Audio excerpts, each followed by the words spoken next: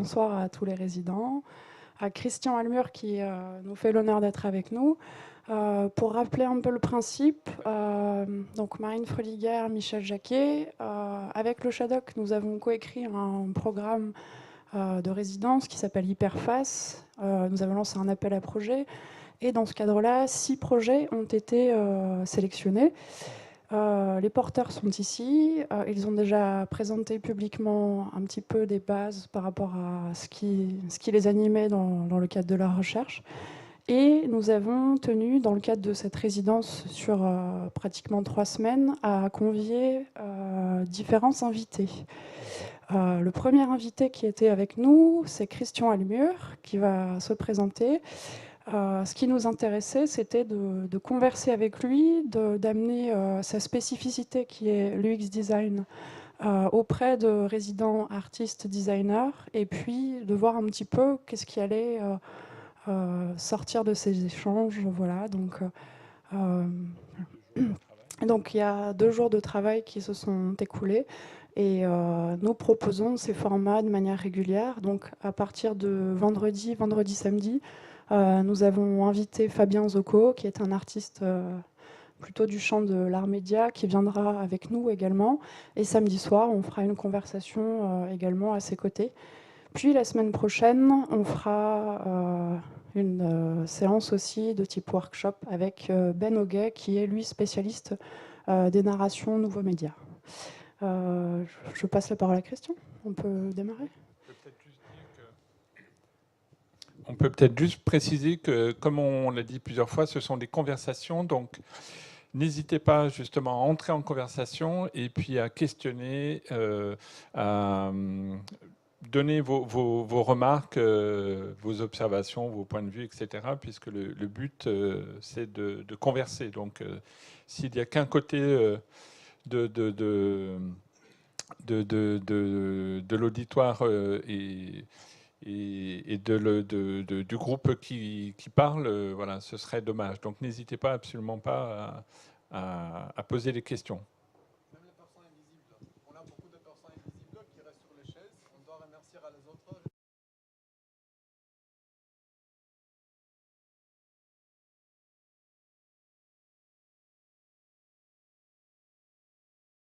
Ok, c'est bon. C'est pas joli.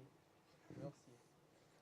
Ok, alors merci Michel, merci Marine pour ces 2 jours d'accueil. C'était formidable, les échanges avec les résidents. Et merci même pour vous, c'était vraiment 2 jours agréables. Alors premièrement, pour me présenter, je suis Christian Almur, je suis un designer UX chez Ogilvy One.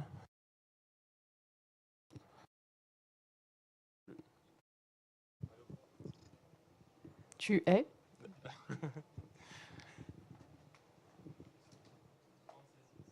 Ah, ok. Enseignant médias numériques à l'USEC au Liban, une université au Liban.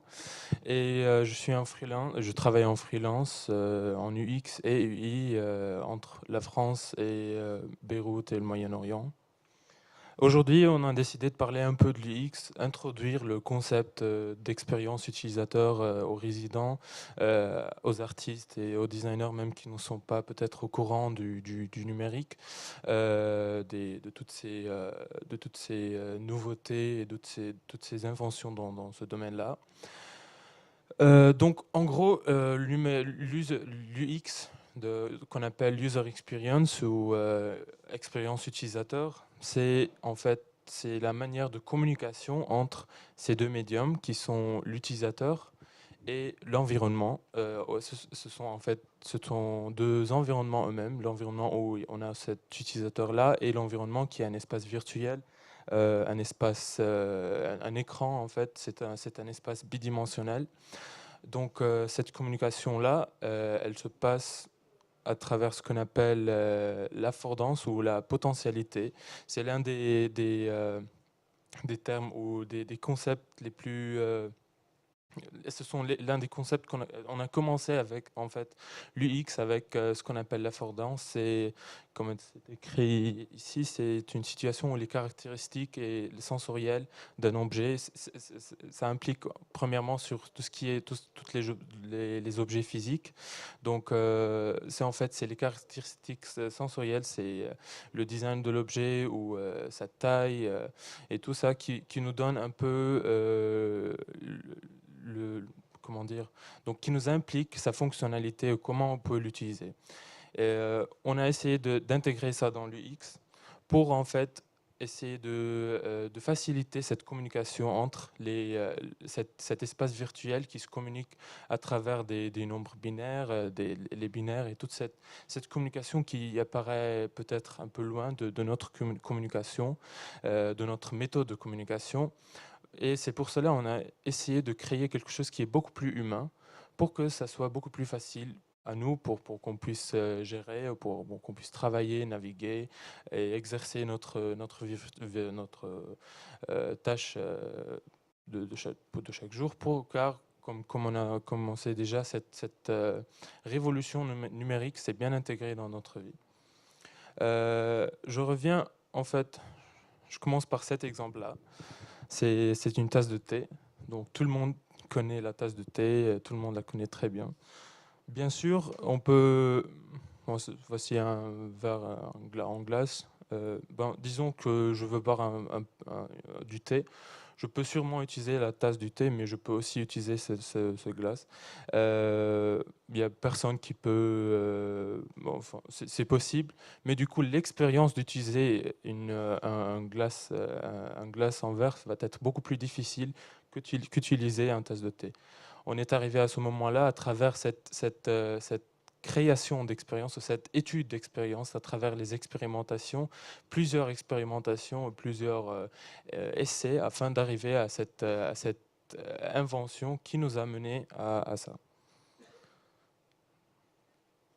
Donc, dans le numérique, c'est assez différent. Donc, l'UX, le design d'expérience ou l'expérience utilisateur, elle est assez différente. D'un part, elle est un peu plus difficile car en fait, il n'y a pas quelque chose qui est physique. Tout est virtuel, tout est sur un écran, tout est bidimensionnel. C'est pour cela que ça devient beaucoup plus difficile. Et c'est notre tour maintenant à commencer à poser des questions. Ces questions sont qui, pourquoi, où, quoi ou comment. Ce qui nous donne la capacité de vraiment commencer à comprendre, à expérimenter et afin de créer cette expérience qui peut être facile et plaisante à l'utilisateur. Donc, on a parlé hier de la recette de travail et de design UX, de la design d'expérience. On commence premièrement toujours par la recherche et l'analyse d'utilisateur, ce qui est très très important. Donc, on commence par ça pour savoir qui est cet utilisateur, quels sont leurs besoins, quels sont ce qu'on appelle les pain points, donc ce sont les petits trucs qui peuvent peut-être les gêner. On doit vraiment comprendre cet utilisateur. On passe deuxièmement à ce qu'on appelle la phase user journey, c'est où on essaie de créer une démarche, plusieurs démarches de ces utilisateurs-là pour comprendre ces démarches-là, pour analyser ces démarches et savoir comment nous, en tant que designer UX, on peut améliorer cette démarche-là, comment on peut améliorer l'expérience de l'utilisateur. Troisièmement, on passe à l'architecture d'information. On commence à en fait structurer un peu ou créer cette structure facile et compréhensible par l'utilisateur. Donc, ce qu'on appelle, je pense que vous connaissez le terme qui est plus ou moins proche à ça, c'est ce qu'on appelle les sitemaps. Ça, c'est pour les sites web. Mais en fait, c'est un peu plus compliqué que ça. Donc, c'est à ce moment-là où on commence à étudier le contenu, à étudier le contexte et commencer à créer la structure de notre plateforme ou de notre interface, de notre plateforme en fait. On passe après au prototypage, on commence à imaginer l'interface de chaque page ou de chaque section de notre projet pour passer enfin au wireframing où c'est la maquette de notre interface où on peut commencer à comprendre la mise en page, où on peut mettre si on a des titres, on a des photos, on a n'importe quel type de contenu, on commence à comprendre le contexte de ce contenu-là et savoir comment on peut le mettre d'une manière assez facile à l'utilisateur. Donc on a parlé hier des 4 C, ce sont les 4 C les plus importantes pour l'utilisateur afin de créer une expérience qui est facile, pour qu'on puisse créer un design ou une expérience qui est facile, qui est compréhensible, qui est rapide pour que l'utilisateur termine ses tâches facilement et rapidement et pour continuer. Donc les 4 C commencent par control. Donc c'est très important que l'utilisateur soit toujours, c'est lui qui va contrôler et qui puisse contrôler la plateforme dont il interacte avec. Donc c'est le problème qu'on a vu récemment avec Facebook, où on a vu que les utilisateurs ils ont senti qu'ils ont perdu le contrôle de leurs données, ils ont perdu le contrôle de cette interface. C'est pour cela qu'on a vu cette réaction qui était assez grave, qui a causé pas mal de problèmes pour la plateforme. Deuxièmement, c'est en anglais, donc la deuxième c'est conveyance, où l'utilisateur doit être vraiment capable de savoir où il va partir d'ici, où il était, d'où il vient, d'où il va partir. Donc tout doit être vraiment clair. Continuity. Donc l'utilisateur doit vraiment comprendre. Et ça c'est très difficile à faire par les designers UX, c'est de vraiment laisser l'utilisateur comprendre qu'une telle action va générer une réaction, va générer une réaction qui est similaire. Donc une action similaire va créer des réactions assez similaires. Et enfin, ici encore on a parlé de ça hier, c'est le contexte. Donc c'est très important. Pour pas mal de temps, il y avait pas mal de designers qui disaient que content is king, mais en fait c'est complètement. Donc d'après plusieurs recherches, on a trouvé qu'en fait c'est vrai que le contenu est très important, mais le contexte c'est beaucoup plus important. C'est en fait le contexte qui est le king. Donc l'utilisateur doit vraiment savoir d'un coup d'œil, il doit vraiment comprendre où il est. Donc il va comprendre le contenu de la page d'un coup d'œil. On arrive maintenant à donc toutes ces 4 C et toutes ces informations-là. L'un des livres, on a parlé hier comment j'ai commencé avec ma carrière en UX. C'était vraiment en lisant ce livre-là, Don't Make Me Think, par Steve Krug, qui est assez intéressant pour les débutants et même pour les avancés dans l'UX, ceux qui sont intéressés à comprendre un peu comment on réfléchit, comment on pense en UX design quand on crée l'expérience. Et je vais prendre un petit extrait.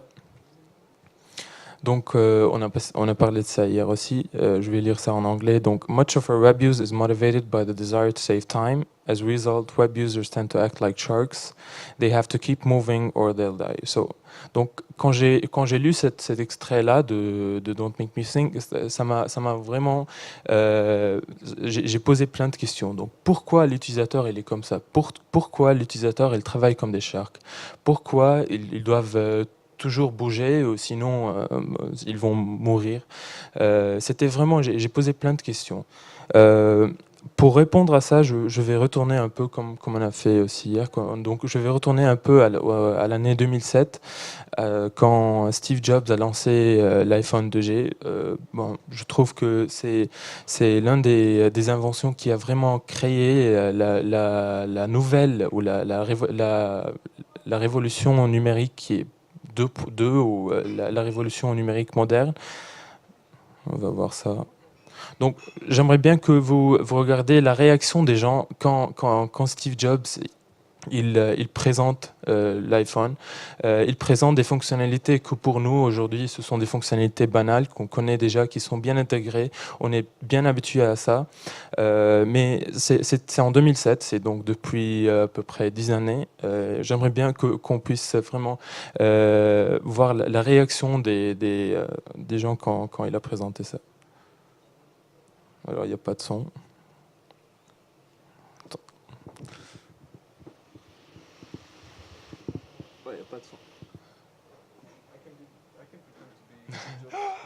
That's easy.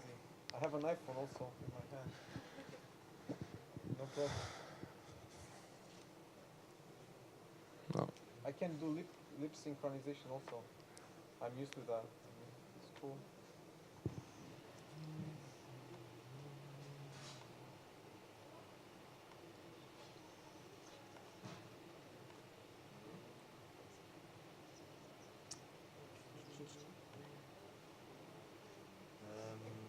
C'est bon? Je pense, faut essayer. Faut relancer le clic. Non. C'est ça.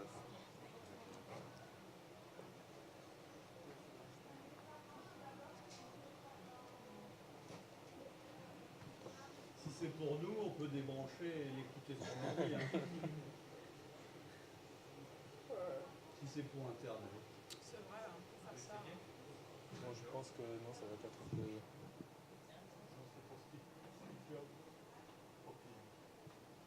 Yeah. Ce n'est pas à fond parce que ça va être fort quand ça va marcher.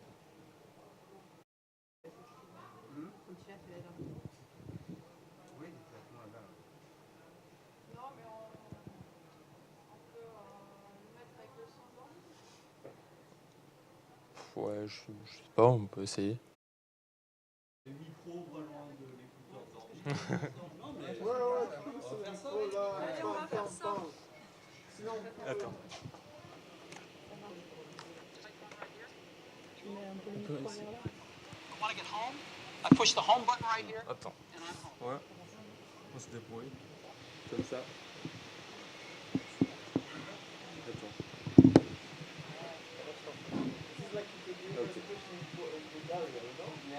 Got some great images, and you get to see what it really looks like.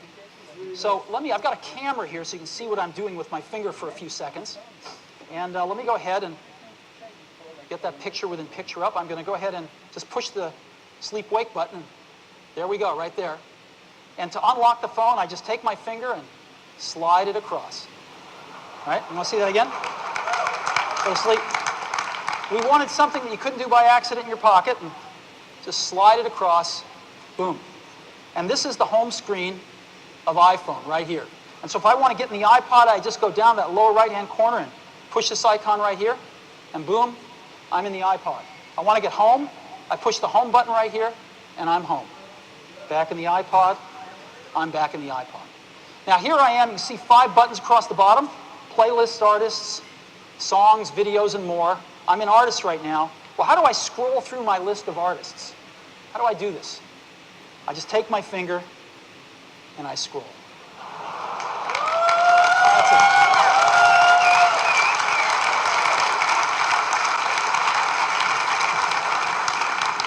Isn't that cool? The little rubber band. We also have the coolest photo management app ever. Certainly on a mobile device, but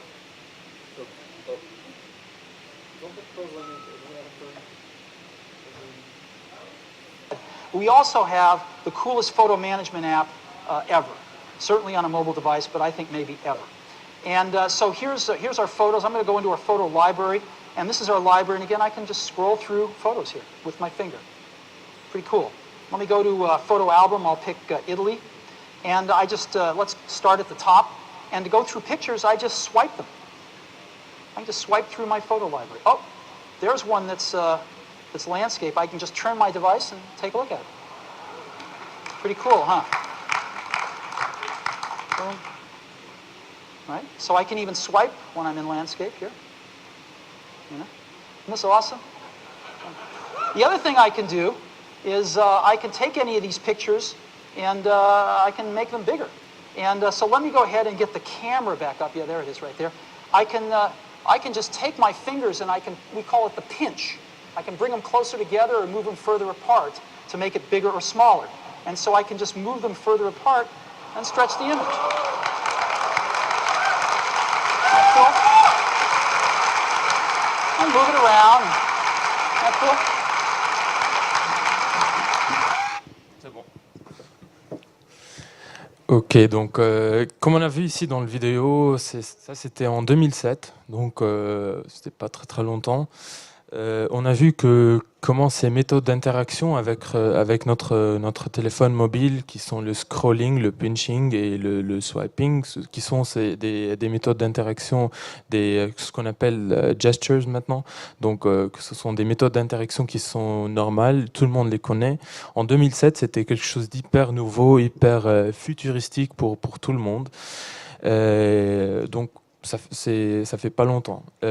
Donc avec cette révolution-là, dès qu'on a lancé cet iPhone, on est arrivé à un moment où on a des millions d'applications, on a beaucoup d'applications. La présence en ligne, elle s'est explosée. On a presque, comme on le connaît déjà, on a des millions d'applications, on a des milliards de téléchargements, des sites web. Comme on a aussi dit hier, il y a même les extensions de sites web comme le .com et le .org sont presque épuisés. Donc c'est pour cela qu'on était obligé à créer de nouvelles extensions comme les je sais pas, .rock, .shop, .pizza et n'importe quoi. Donc on est arrivé à ce moment-là où on a toute cette variété d'applications et toute cette multitude des interfaces numériques. J'étais en train de travailler sur une application mobile. C'était l'une des premières applications mobiles sur lesquelles j'étais en train de travailler sur ça, et j'avais plein de questions à cause de cette multitude d'applications. Je voulais vraiment savoir si, et j'avais vraiment ces questions de, ok, moi, je crée une nouvelle application. L'application, elle était pour un des blogueurs, et c'est une application pour proposer de restaurants, pour critiquer des restaurants, des restos et des cafés, donc c'était assez intéressant à ce temps-là. Ça fait peut-être 4 ou 5 années. Et je me posais toujours ces questions. Je me disais, ok, cette application, va-t-elle vraiment faciliter la vie des utilisateurs? Mais comment elle va faciliter ça? Comment elle va pas compliquer la vie en téléchargeant une nouvelle application, en ajoutant beaucoup plus de décisions à cet utilisateur? Ce qui m'a mené à ma première recherche, qui est le decision fatigue, ou le fatigue de choix.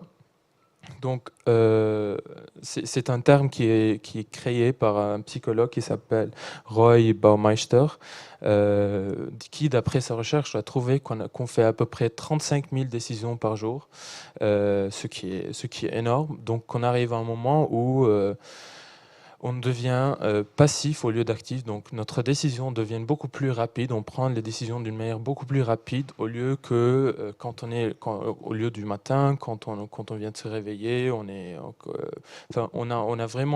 ce qu'on appelle maintenant l'effort de prendre plus de décisions et penser à notre décision beaucoup plus. Par contre, le numérique, et il est en train d'aggraver ce problème-là. On est arrivé au moment où chaque page et chaque interaction qu'on fait sur notre téléphone mobile ou sur Facebook ou sur Instagram, ça nous donne ce qu'on appelle des micro-décisions, des macro-décisions, ce qui aggrave ce problème, et on arrive à cette dilemme de decision fatigue assez rapidement. C'est pour cela que les designers UX, les experts en marketing, etc., ils ont commencé ils sont face à ce problème-là. C'est pour cela qu'on a commencé à essayer de trouver des solutions. On a parlé hier, je vais premièrement comparer ça. Donc, la présence en ligne, on peut la comparer un peu, les sites web, les applications et tout ça, on peut les comparer peut-être aux compléments alimentaires qui sont les vitamines. Donc les vitamines, c'est quelque chose qui est plus ou moins essentiel. On l'utilise tout le temps, parfois pour protéger, ou en tant que prévention ou n'importe quoi. Mais du coup, si on sort, si on est quelque part... Donc si on voyage ou on est en vacances et on oublie nos vitamines, c'est pas grand chose. C'est pas la fin du monde, on peut les oublier, quand on rentre chez nous, on peut recommencer à prendre nos vitamines et c'est bon. Du coup, c'est où l'UX a commencé à intervenir pour transformer ces vitamines en antidouleurs. Donc l'antidouleur, c'est un médicament où bon, enfin, on est obligé à le prendre quand on a ce dollar-là. On est obligé, même si on est en vacances, même si on est n'importe où. On a commencé à intégrer plusieurs méthodes comme le design anticipatoire, la création d'habitudes, ou l'adaptation d'habitudes, le design anticipatoire, l'intelligence artificielle, etc. Donc voilà, c'est comme ça que l'UX commence à s'évoluer. Il commence à vraiment, au lieu enfin, c'est pas créer des habitudes, mais adapter des habitudes qu'on a dans notre journée quotidienne, les adapter et essayer de les répliquer numériquement. Donc voilà, merci beaucoup pour votre temps. Si quelqu'un a des questions ou... merci.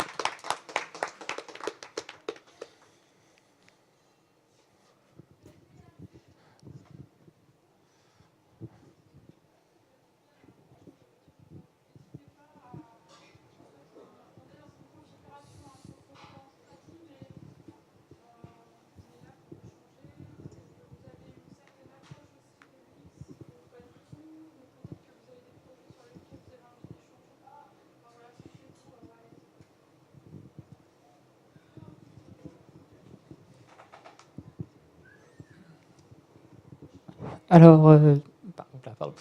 Alors, merci pour cette présentation. Donc, moi, en fait, je suis designer graphique papier, donc je connais pas du tout l'UX et je travaille en ce moment sur un sujet qui touche à la randonnée, donc le fait d'aller marcher en montagne. Et j'ai vraiment été interpellé par la décision de fatigue, parce que moi, j'aimerais travailler en fait sur le fait de créer une application ou une interface qui permettrait aux randonneurs de se perdre de manière volontaire pour qu'ils puissent découvrir un peu un territoire autrement que par un sentier qui existe. Et du coup, ça m'a vraiment interpellé et j'aimerais bien que vous reveniez un peu dessus pour expliquer un peu plus cette notion. La notion de decision fatigue. Ouais. Alors pour votre cas, c'est un peu différent. Ce qui est important, franchement, bon, je fais pas de la randonnée, et j'ai même pas fait de recherche sur ce type de sport, ou même sur quelqu'un qui est intéressé par ça. La première chose que vous devez faire, c'est rechercher. C'est faire la première phase. Attends, je reviens à ça. Donc la première phase, qui est la recherche et l'analyse de l'utilisateur, c'est ce qui peut vraiment vous répondre. Pour le moment, même le decision fatigue, c'est possible, mais franchement, les pensées et le comportement de quelqu'un qui fait le randonnée, je ne le connais pas. Donc vous devez commencer avec ça. Il y a plein de méthodes que vous pouvez faire, et vous pouvez faire des enquêtes, des interviews, des observations. Vous pouvez parler avec des gens qui font ce sport-là, qui le pratiquent, pour vraiment comprendre leurs pensées et savoir si ça peut les intéresser. Le concept, il est plus ou moins unique. Je ne sais pas si c'est quelque chose qui est courant chez ceux qui pratiquent le randonnée, franchement. C'est pour cela que j'ai aucune idée. Mais du coup, donc, d'une manière ou d'une autre, donc le decision fatigue, c'est... comment dire, it's the last thing you should worry about for now. Donc, je pense que vous devez vraiment réfléchir premièrement aux utilisateurs, à comprendre ces utilisateurs potentiels et savoir si ils sont prêts à utiliser une telle application.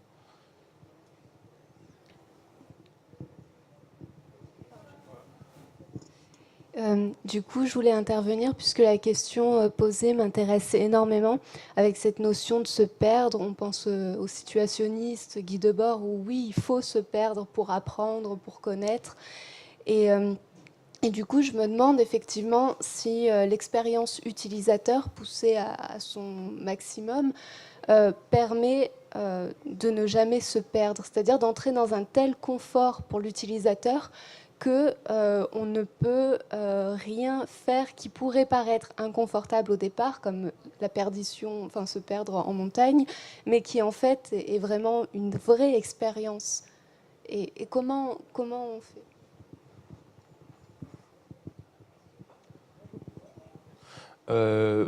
Enfin, c'est sûr que l'expérience utilisateur, elle peut vraiment nous aider. Mais c'est quelque chose que j'ai même dit durant la présentation. On doit toujours se souvenir que même si c'est le design d'une expérience, c'est le design d'une expérience virtuelle. Donc le design d'une expérience virtuelle ne peut jamais remplacer quelque chose qui est physique ou nos sentiments.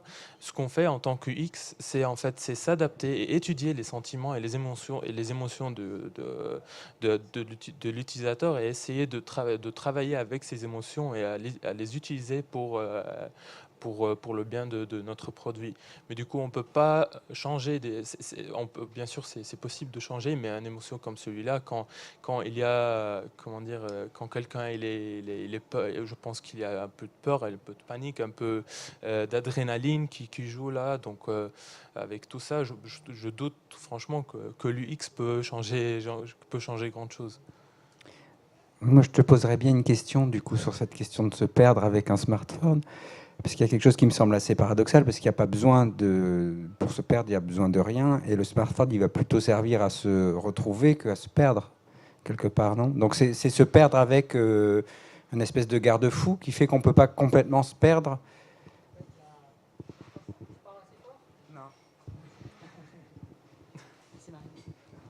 En fait, il n'y a pas que le fait de se perdre, puisque l'application permettrait de se perdre. C'est un peu le but de se perdre pour découvrir, justement par rapport à Guy Debord au situationniste. C'est le fait de se perdre pour sortir des sentiers battus, mais c'est aussi le fait d'avoir un garde-fou pour ne pas les perdre complètement. Parce que s'ils se perdent complètement en pleine montagne, je pense que c'est pas très rassurant et ça fait pas une très bonne image, on va dire, de la région. Mais il y aurait aussi, voilà, que ça. Il y a aussi le fait à prendre en compte, je pense, les zones blanches. Donc vous avez raison de se perdre avec un smartphone, c'est peut-être pas non plus la meilleure des idées, puisqu'on peut vite être complètement perdu en fonction de là où on est. Mais l'utilisation du smartphone, c'est aussi pour aider à découvrir. Donc par exemple, quand vous arrivez devant une œuvre d'art qui n'a aucun support de médiation, j'en pense à 2-3 dans les Vosges qui sont comme ça serait aussi d'expliquer aux gens, voici une œuvre d'art, comme par exemple celle du Chant du Feu, elle représente une cosmogonie. Voilà, de leur expliquer en fait qu'est-ce que c'est, où est-ce qu'ils sont, qu'est-ce qu'ils voient devant eux. Et le fait de se perdre, en fait, ça serait au lieu de prendre un chemin à droite, de les faire passer à gauche, sachant qu'ils vont pertinemment revenir à un moment sur un carrefour qui leur permet d'arriver à la même destination. Donc oui, c'est un garde-fou, mais un garde-fou qui vous aide aussi. Je te renvoie à un projet d'un collectif marseillais qui s'appelle l'Agence Touriste, qui a fait un guide qui s'appelle Comment se perdre sur un GR. C'est une idée aussi. Qui part un peu dans la même direction. C'est pour suivre un peu leurs travaux aussi, d'une certaine manière, quoi. Sauf que là, on ne parle pas juste du GR 2013 comme eux, ils ont fait, mais plutôt, on va rester dans les Vosges du Nord pour commencer, quoi, avec sa densité de chemin qui est quand même assez conséquent. Mais oui, l'agence touriste, il y a aussi le fait, les promenades aux algailles, qui est une carte subjective de la promenade. Du coup, oui, c'est des références de projet très importantes pour moi.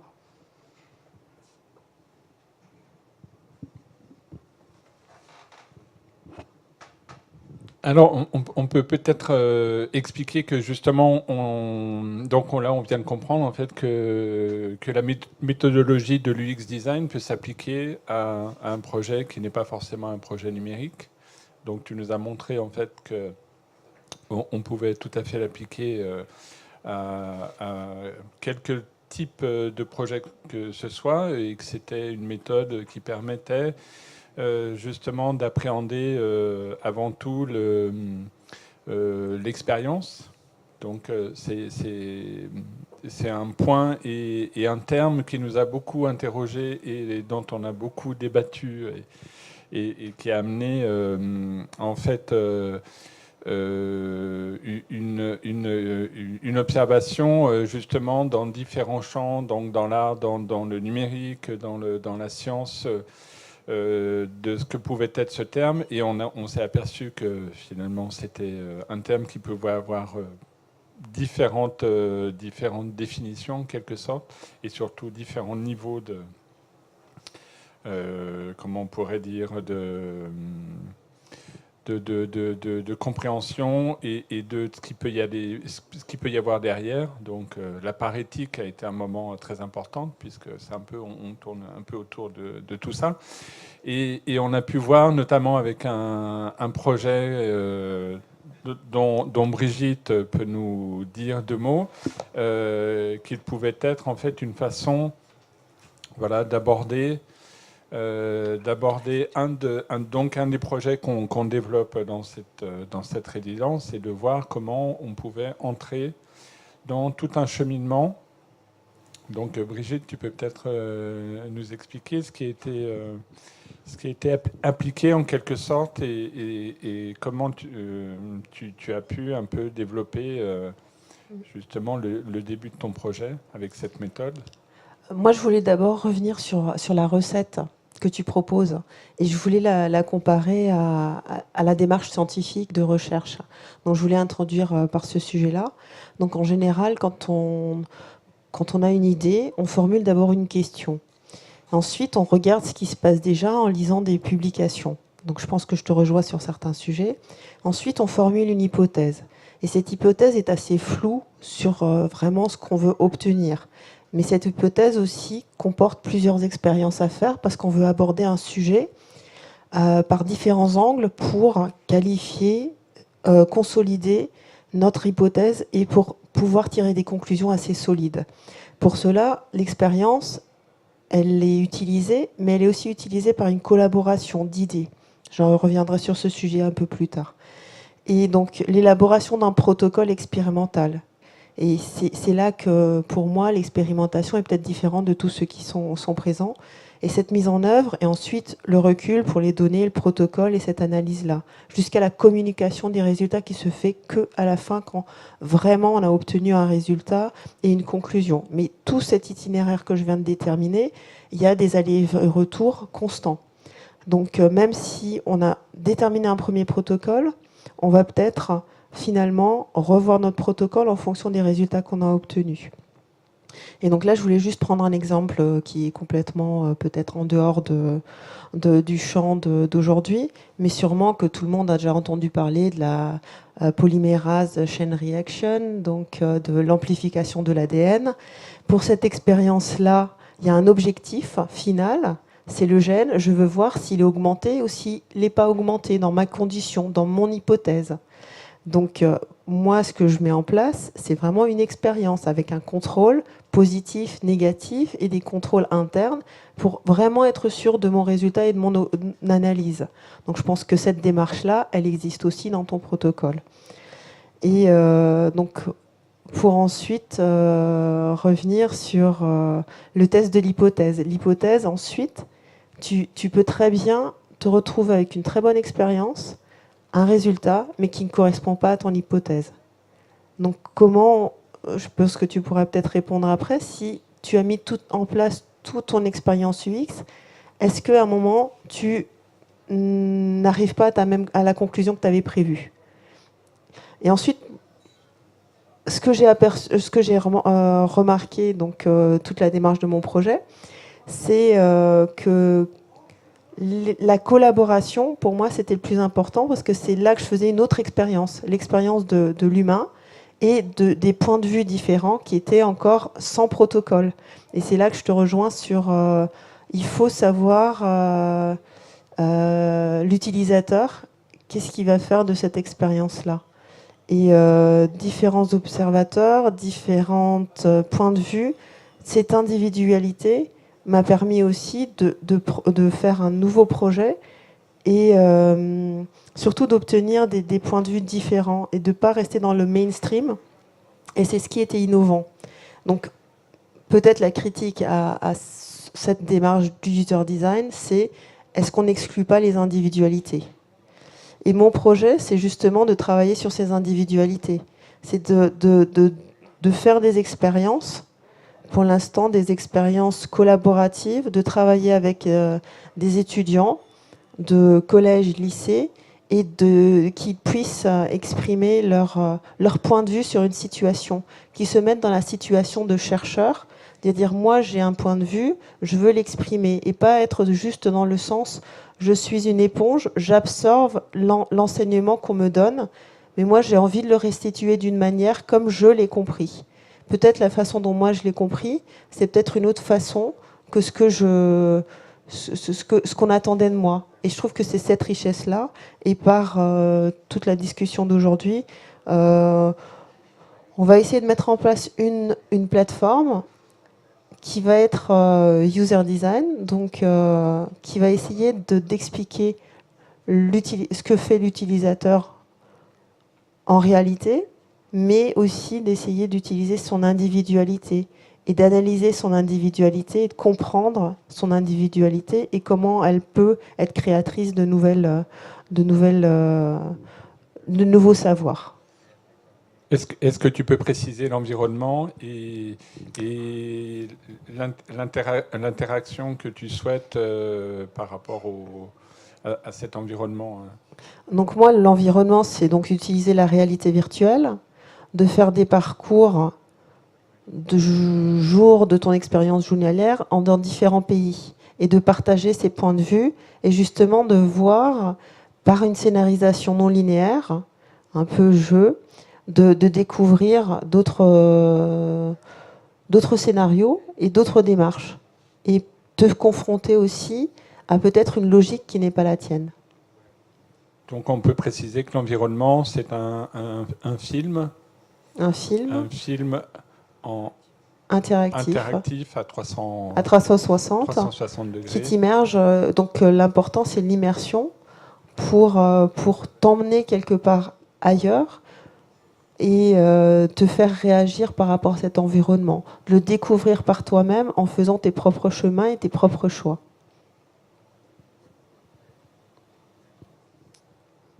Et la première étape, c'est la construction de cet itinéraire qui est basé sur la coopération et l'apprentissage de coopérer et d'écouter l'autre. Donc l'utilisateur en soi qui va être la personne qui design l'expérience. Voilà, donc cet après-midi, vous avez travaillé sur on a travaillé, on était un groupe à contribuer justement à ce travail de design. Et donc dans cette expérience-là, c'est vraiment ce qu'on a fait, c'est recherche l'analyse de l'utilisateur pour ensuite déterminer les personas auxquels on l'applique et essayer de commencer à déterminer l'architecture. Mais toujours encore dans cette recherche d'itinéraire possible, mais aussi d'expérimentation.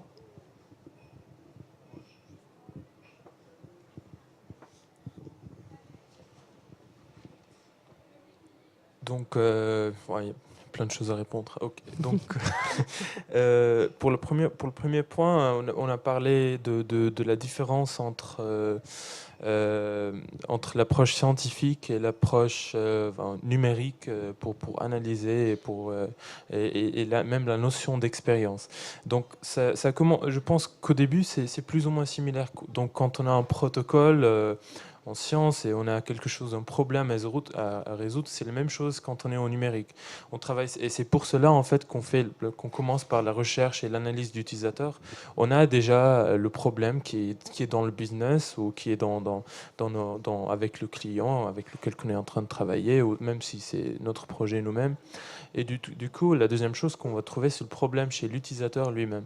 C'est pour cela qu'on commence avec la recherche et l'analyse de cet utilisateur. On fait des enquêtes et on collecte toutes ces données quantitatives et les données qualitatives pour qu'on puisse vraiment comprendre ce problème, comprendre le pensée de cet utilisateur, analyser et afin qu'on puisse continuer.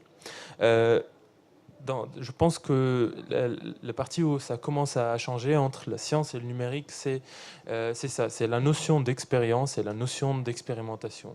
Apparemment, en science, on commence toujours par l'expérience afin d'expérimenter et de là. Par contre, quand on est au numérique, c'est l'inverse. On commence par l'expérimentation, par la recherche et l'analyse utilisateur. On passe par les journeys, par les démarches, on analyse. afin de créer cette expérience. Après qu'on a créé cette expérience, c'est sûrement, on n'a jamais cette plateforme qui est parfaite. Même jusqu'à maintenant, même les grandes plateformes qu'on connaît tout le monde, comme Instagram, comme Google, comme Facebook, LinkedIn, n'importe quoi, toutes ces plateformes ne sont pas parfaites. C'est pour cela qu'il y a toujours des changements. C'est pour cela qu'on intègre, comme on a vu hier, les analytics, ces logiciels qui peuvent vraiment comprendre l'interaction et le comportement de l'utilisateur sur ce site pour voir si on avait raison, si on n'a pas. Et c'est pour cela qu'il y a cette méthode-là, c'est une méthode qui est plus ou moins simple. Il y a beaucoup plus il y a beaucoup d'autres méthodes et beaucoup plus d'approches pour cette méthode, comme l'agile, donc où on commence par la recherche et on fait le testing, on revient. Donc il y a toujours cette phase de design d'expérience, mais il n'y a jamais cette expérience qui est parfaite et qui peut vraiment répondre aux attentes de tous les utilisateurs. On doit toujours tester, toujours observer, toujours améliorer. Je peux juste... Moi, ce que je trouve, c'est que justement, il n'y a pas de contrôle. Il n'y a pas de contrôle comme tu en parlais, mais il n'y a pas de choses figées que tu peux comparer à quelque chose. Enfin, je veux dire, nous, en science, après, quand tu fais une expérience, tu as un contrôle, tu sais que ça va se passer comme ça. Je pense que dans l'expérience user, tu as des échantillons qui seront toujours assez variables et qu'il n'y a pas de... Pas besoin. Enfin, il y a toujours, comme j'ai déjà dit, quand on peut intégrer des analytics, il y a plusieurs méthodes pour tester cette plateforme et savoir si ce qu'on a fait c'est correct. Donc les analytics vont pas mentir, les numéros ils vont toujours être clairs, comme on a vu hier, la plateforme sur laquelle on a travaillé. Donc on a eu quand on a élevé le nombre d'utilisateurs de plus 500%.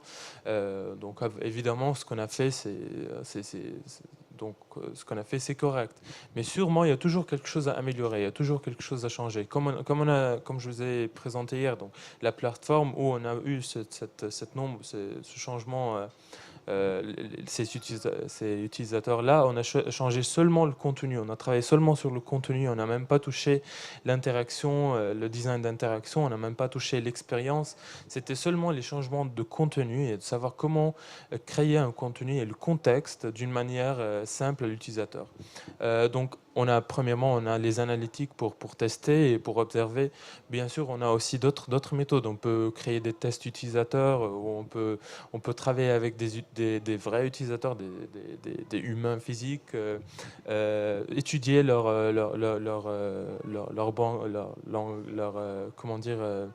body language, leur langage du corps. On peut intégrer même des eye trackers, des trackers qui peuvent sur il y a plein de méthodes pour vraiment comprendre si l'interface qu'on a créée, elle est efficace.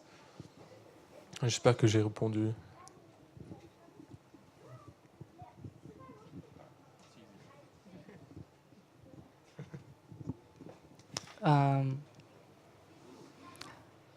Earlier, we talked about that. Je suis désolé, mais je veux parler en anglais.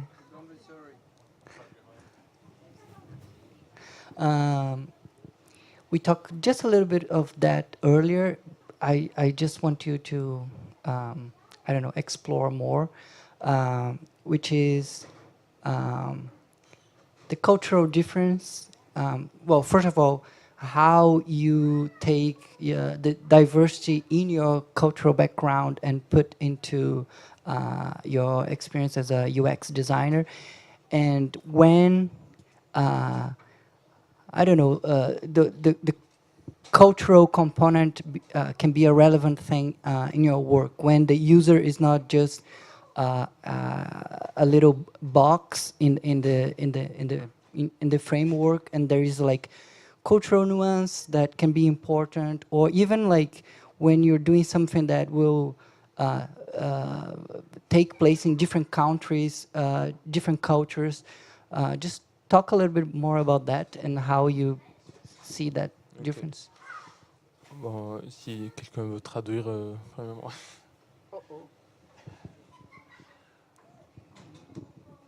Donc, Victor, the imagination of things. demandait comment donc tu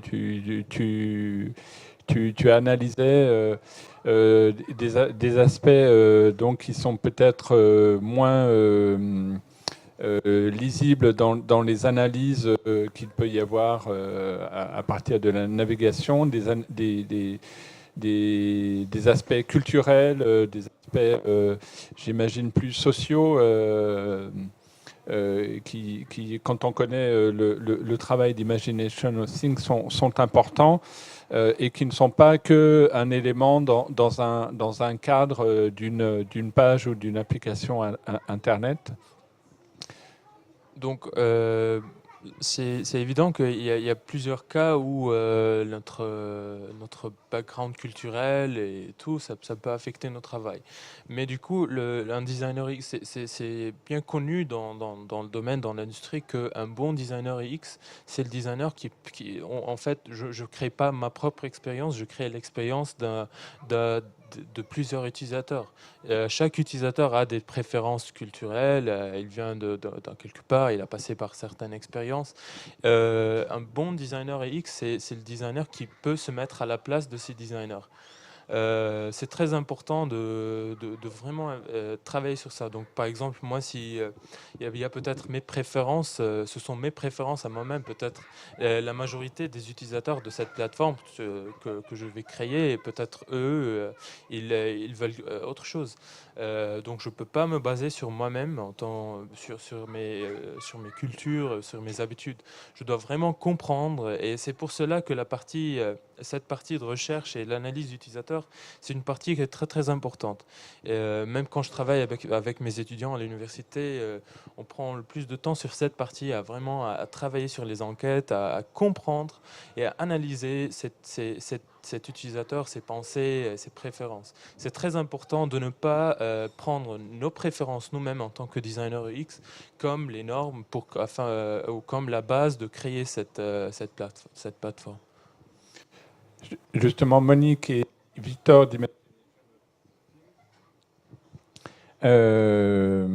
parlent souvent, ils tiennent à ce que l'empathie soit un élément, alors tu me reprends Victor si je me trompe, mais que l'empathie soit un élément de compréhension du contexte et de l'interaction voilà, que le projet peut permettre ou peut générer. Donc, est-ce que justement c'est une notion qui est importante dans le métier du UX designer ou dans le contexte, et on pourrait demander justement à Max Wen, qui sont aussi designers, comment cet aspect-là est pris en compte dans le métier du designer, puisqu'on on a la possibilité d'avoir un peu une présentation de ce que peut être le design, soit numérique, soit plus systémique ou plus organisationnel. Alors, je pense que c'est très important de savoir la différence entre le design d'interface et le design d'expérience. Plus précisément, le design d'interface et le design d'expérience, car ce sont deux choses qui sont complètement différentes. Pour l'empathie, pour toute cette partie-là, c'est très important, et même pour ceux qui travaillent dans le design, en fait, c'est ça, le design, c'est ça, c'est en fait, c'est des émotions, c'est de l'empathie. Mais par contre, en tant que designer d'expérience, le UX design, l'UX designer, qu'est-ce qu'il fait? Il est en train de créer il n'est pas en train de lui-même se communiquer avec l'utilisateur. Il crée la méthode de communication, il crée cet langage entre l'interface numérique et l'utilisateur. Donc cette interface, il doit essayer donc nous, en tant que designer, on essaie de nos mieux de créer cet langage qui est proche à l'utilisateur. C'est pour cela que on se concentre pas sur notre empathie. Au contraire, on vraiment travaille beaucoup à comprendre l'empathie et les émotions de l'utilisateur lui-même, car on est en train de travailler avec quelque chose qui est virtuel à la fin. Donc c'est un site web, si c'était un site web ou une application mobile ou n'importe quoi, c'est ça. On est en train de créer sa propre langage qui va être assez proche à l'utilisateur. C'est ça la différence entre les deux. Par contre, quand on travaille dans le design ou en design d'interface, je pense que c'est plus ou moins... c'est aussi... certainement, il y a plein de similarités, mais en même temps, quand on travaille avec le design, il y a une certaine touche, il y a ces émotions de design, quoi.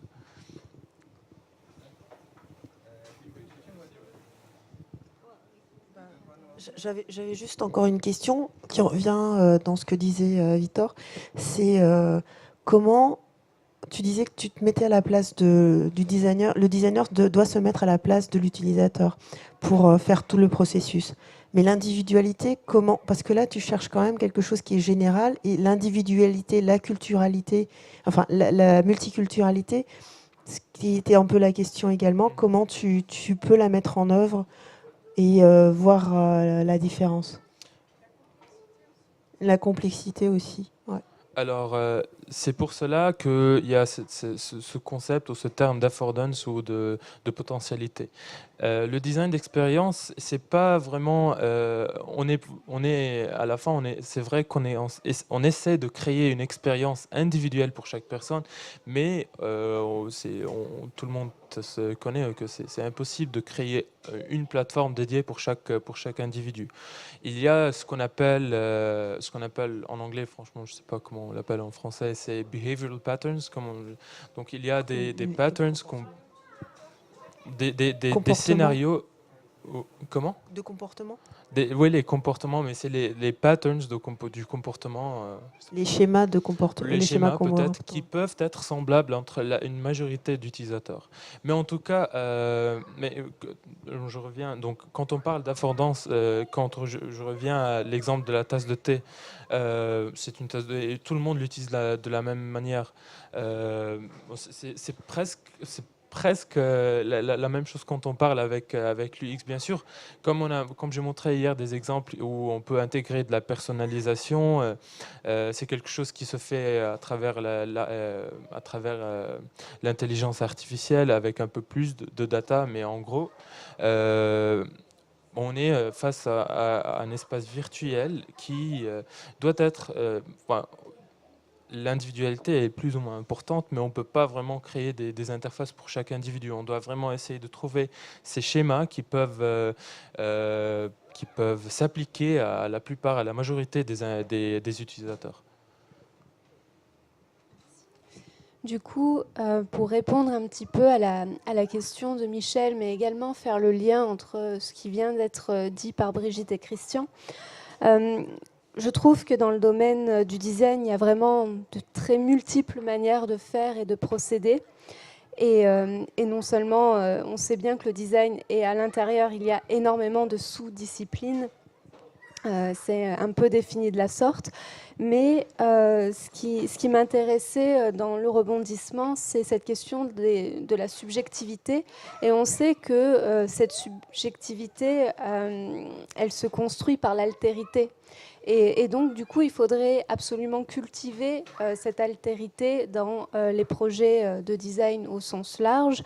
Et ça me ramène à cette idée des normes et des conventions, et surtout aller à l'extérieur de tout ça, en dehors de ça, aller dans la marge, puisque finalement, quand on se tient à essayer de comprendre des comportements, eh bien, le problème, c'est que se comporter, c'est quelque chose de réducteur, tandis que amener l'humain à se conduire suppose qu'il va pouvoir interpréter, faire ses propres choix et avoir finalement une forme de liberté. Et c'est ce qui me pose problème, et c'est sans doute ce qu'on voulait aussi présenter plus tard, c'est la différence entre se comporter et finalement analyser des comportements. C'est quelque chose de assez primitif finalement, et pas l'analyse, pardon, le comportement. Hein.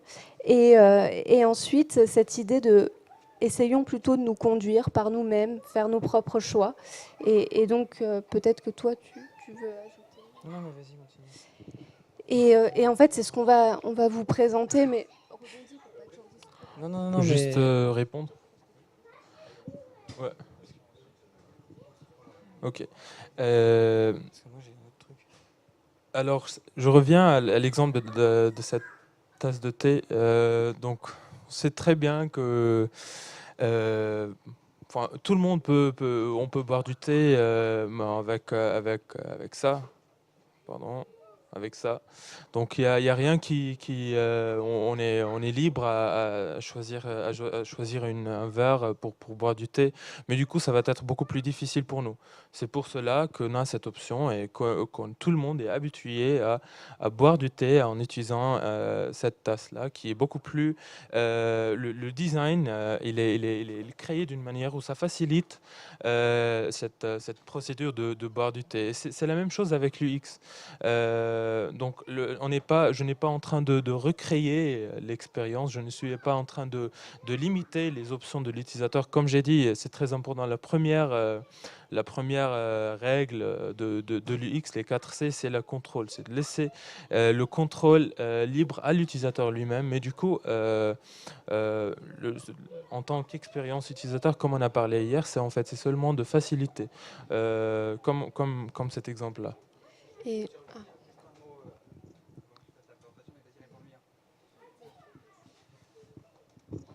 Justement, à propos de la tasse de thé, c'était ce que j'avais envie de te répondre à ta remarque, pour moi, il y a une différence qui est vraiment énorme entre le design d'objet du coup et le design d'expérience ou le design pour le web. C'est que par rapport à la capacité que l'utilisateur va pouvoir, qui va avoir de se réapproprier le sujet, cette tasse-là, n'importe quelle personne peut la prendre pour boire un thé, de l'eau, la mettre à l'envers pour soutenir un truc, coincer une porte, etc. C'est-à-dire qu'il y a un détournement qui est évidemment possible. Il peut la briser parce qu'il veut faire de la céramique, etc. Et un site, une interface web, elle est faite pour une chose. Et effectivement, a priori, le numérique, c'est l'endroit du potentiel du bouton multifonction, de la multifonction, etc. Mais il y a un endroit où on est dans quelque chose qui est totalement à l'inverse de ce sens-là. C'est que cette tasse-là, elle est multifonction au sens où je peux faire ce que je veux, je peux m'en servir comme projectile, je peux faire 1000 choses avec. Le site en question, il va me servir à une chose qui est exactement ce pourquoi il a été prévu. Oui, je suis d'accord. Et tout l'enjeu, il me semble, c'est d'arriver à justement des interfaces qui permettraient les interprétations et la liberté. Et ça me fait penser aussi avec le numérique. Je me demande si finalement on ne revient pas à cette idée de la modernité entendue par certains penseurs où finalement... comme Bruno Latour, finalement, la modernité, c'était le discours des vérités scientifiques, vérité absolue. Et puis après, on passe à la post-modernité, même s'il n'est pas tout à fait d'accord avec le terme. Et finalement, on serait vers une ouverture, vers les récits, et cette possibilité de dire qu'en fait, il n'y a pas de vérité absolue, mais il y a des interprétations de cette vérité.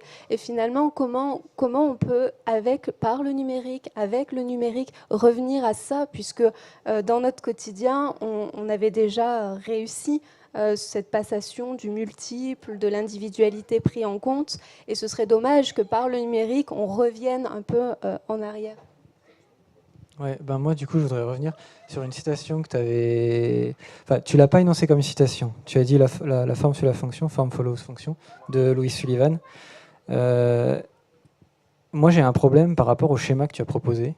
C'est-à-dire que tu mets l'utilisateur, je ne sais pas si on peut remettre, c'est ça démarre par l'utilisateur et après, je ne sais pas, c'est le schéma type pour concevoir. Que je ne cautionne pas forcément, évidemment, mais c'est celui-là, voilà.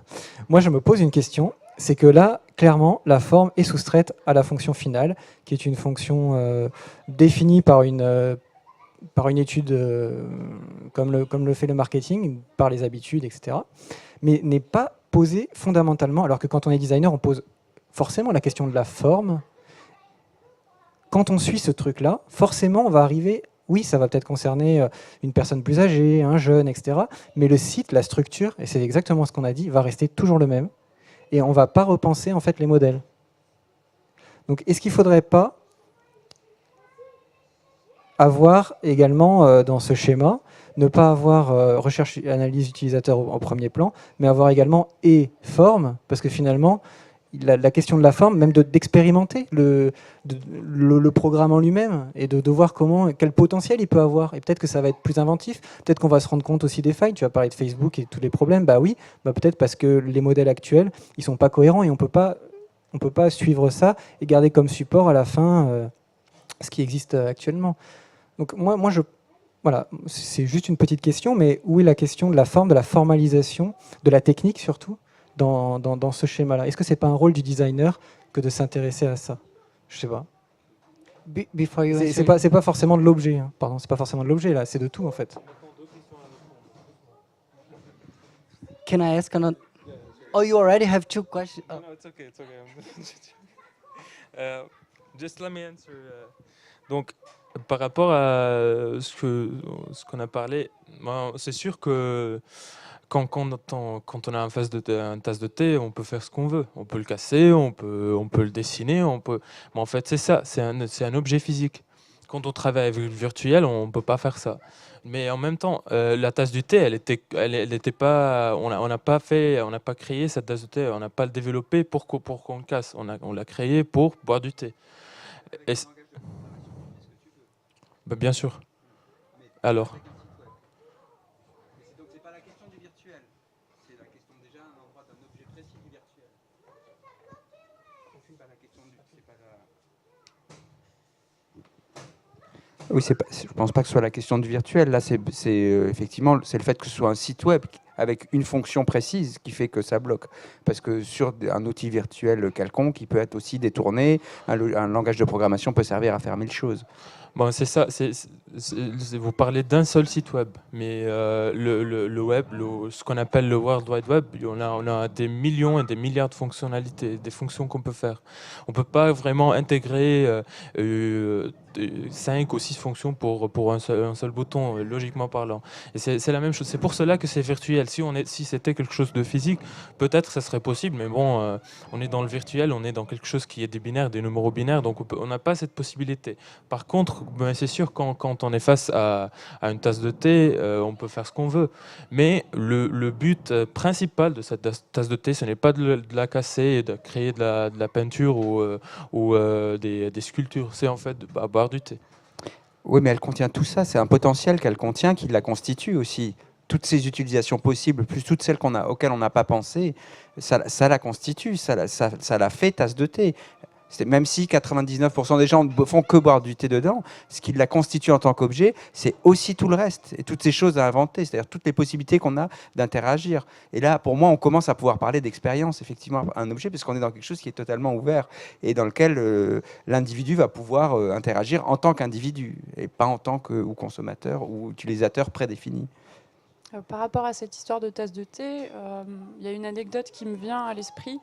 Il y a quelques décennies encore, voire quelques siècles, quelque chose de très local qui se faisait, par exemple au niveau de pichets qui servaient à servir le vin, faits de terre justement, avaient dans leur design même une fonction qui directement impliquait le fait de casser ensuite ce pichet pour pouvoir remblayer les routes, etc. Enfin, il y avait directement une chose véritablement cyclique, opérante, qui était intégrée en fait à l'objet même, qui figurait un contenant comme une tasse de thé.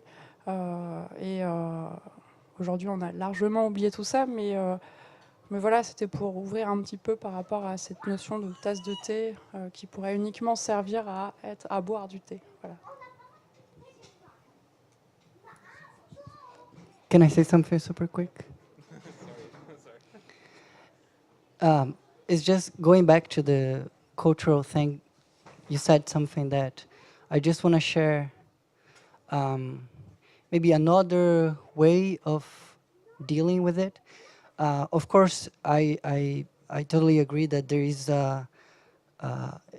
inside what you have to do as a UX designer. There's a lot of like trying to put yourself in the shoes of the user. But there is something that, it's just my opinion, this idea that the designer can be neutral, that he shouldn't put his, I don't know, cultural background. He tries to kind of like erase that for a little bit and create this neutral persona. I think there is another way to look at this, and I think a good example is with journalism. First of all, I don't think you can be neutral.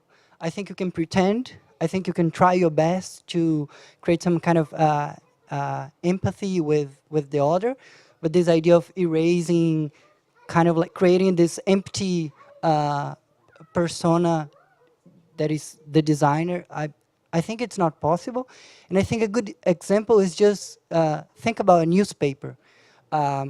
They very much want us to believe that they are neutral. They are there to broadcast the true facts. And I think we all know by now very well how that's not possible. There is other elements that we look for when we're looking for a good newspaper to read.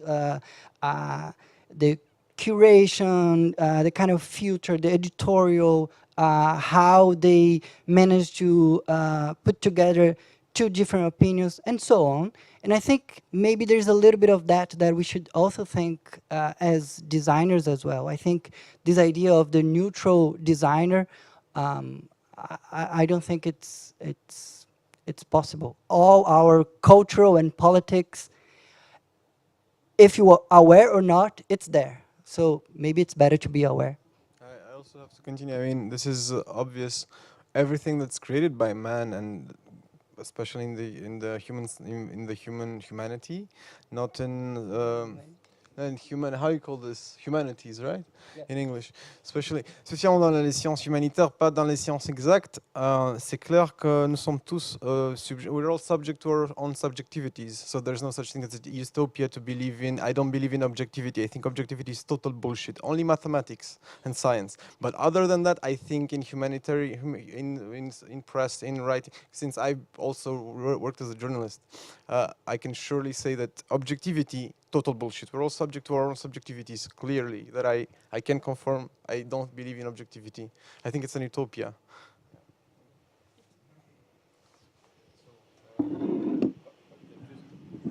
Donc, on va peut-être juste rapidement voilà, traduire l'intervention de Victor qui revenait sur un aspect et un point de culture, si on peut dire, donc en rappelant que voilà ce que présente Christian, où les UX designers ou les designers numériques essaient d'amener la chaussure à la bonne pointure de l'usager. Donc Victor précisait que justement il a un petit peu de mal à croire que le designer est neutre et que cette neutralité puisse faire un peu abstraction de tout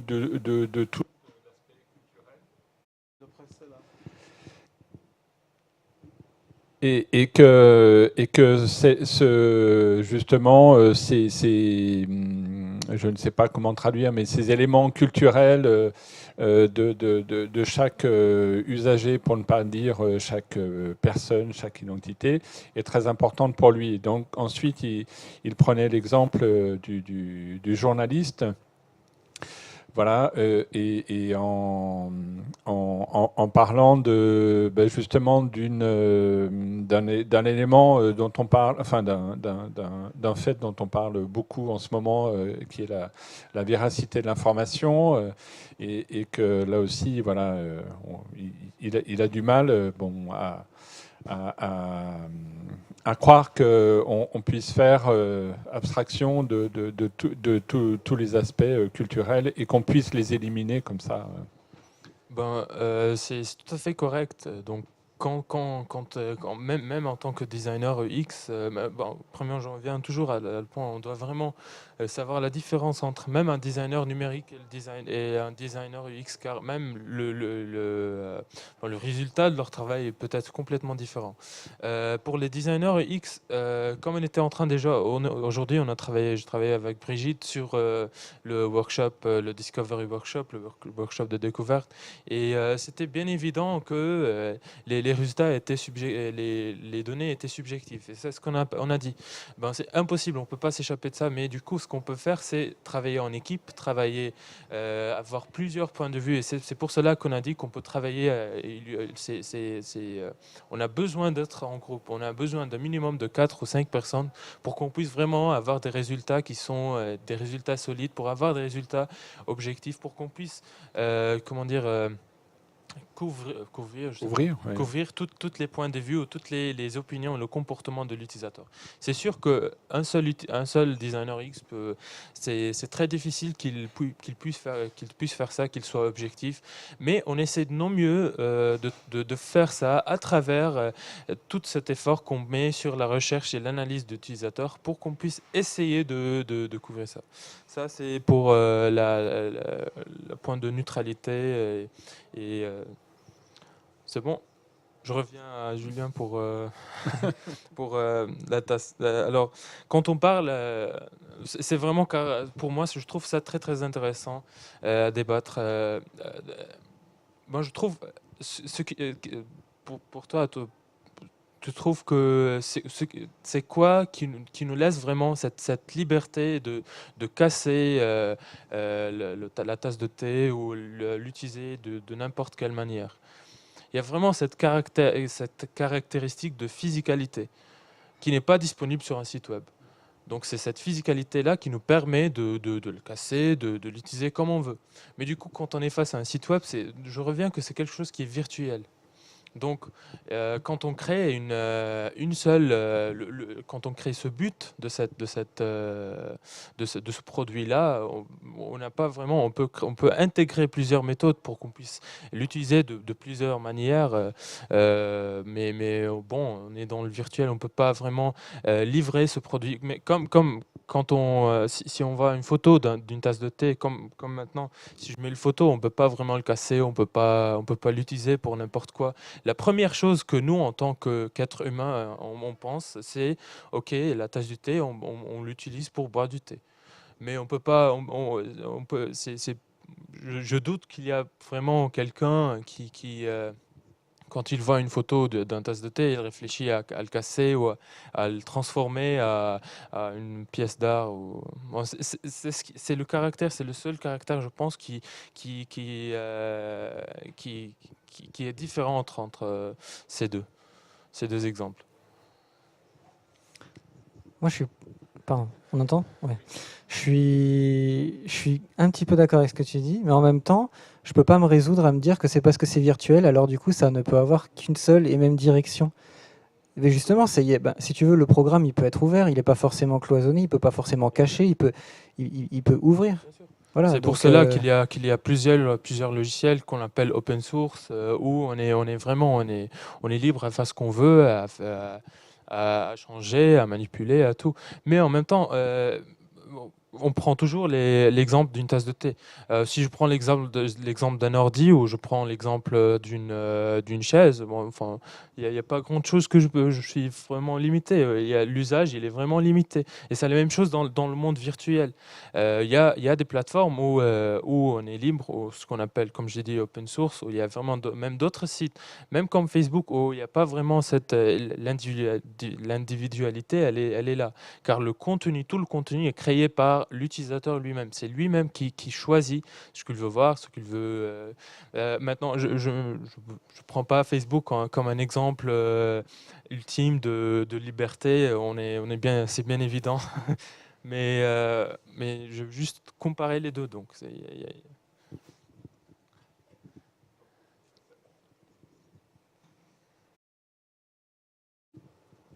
donc ça ça nous permet de parler. Donc, on reviendra peut-être tout à l'heure sur ce que vous, justement, ce qui était intéressant par rapport aux remarques que vous faisiez, Gwenaël et Maxime. On reviendra sur la présentation que vous vouliez faire. Et moi, ça me renvoie au projet de Nicolas, qui finalement, alors tu me reprends si je me trompe, mais lui qui s'intéresse justement à un environnement et à une interaction qui n'est pas, qui est prévue dans le jeu, qui est celle de communiquer, mais qui n'est pas forcément poussée jusqu'à la rencontre et justement à une série d'interactions sociales qui vont jusqu'à des rencontres physiques. Et qui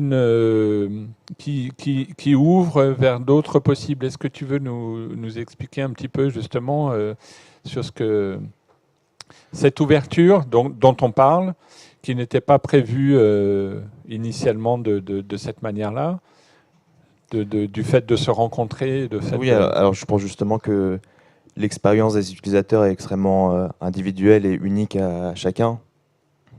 Et moi, en l'occurrence, je me suis servi d'un environnement extrêmement fermé, puisqu'il y a des mécaniques de jeu avec des règles et un contrôle. Mais moi, j'ai essayé de me servir de cet environnement pour le détourner, plus pour m'intéresser à l'aspect social et voir ce que ça produisait. Mais toi, tu disais tout à l'heure qu'un site avait une fonction initialement prévue et difficilement contournable. Mais par exemple, si on prend le forum de jeuxvideo.com en France, qui était initialement prévu pour uniquement de la discussion autour du jeu vidéo, c'est devenu peut-être le repère le plus massif de discussion politique. Et maintenant, le forum de jeuxvideo.com, il est cité par Florian Philippot, par Mélenchon, et c'est devenu justement un espace qui a été complètement réinvesti. Donc finalement, pour en revenir à la tasse de thé, même sur un espace virtuel du web, il y a quand même une physicalité dans le sens où on peut toujours se réapproprier et redétourner un espace. Bon, c'est vrai, tu as complètement raison. Ça, c'est un exemple comme tout le monde le connaît, même Facebook, le concept Facebook était complètement différent quand ils ont commencé. C'était une plateforme qui s'appelle FaceMash, qui ressemble beaucoup à Tinder pour maintenant. Mais du coup, c'est l'utilisateur lui-même qui a été capable de changer, de reformuler le concept. Et c'est pour cela qu'on a parlé de contrôle.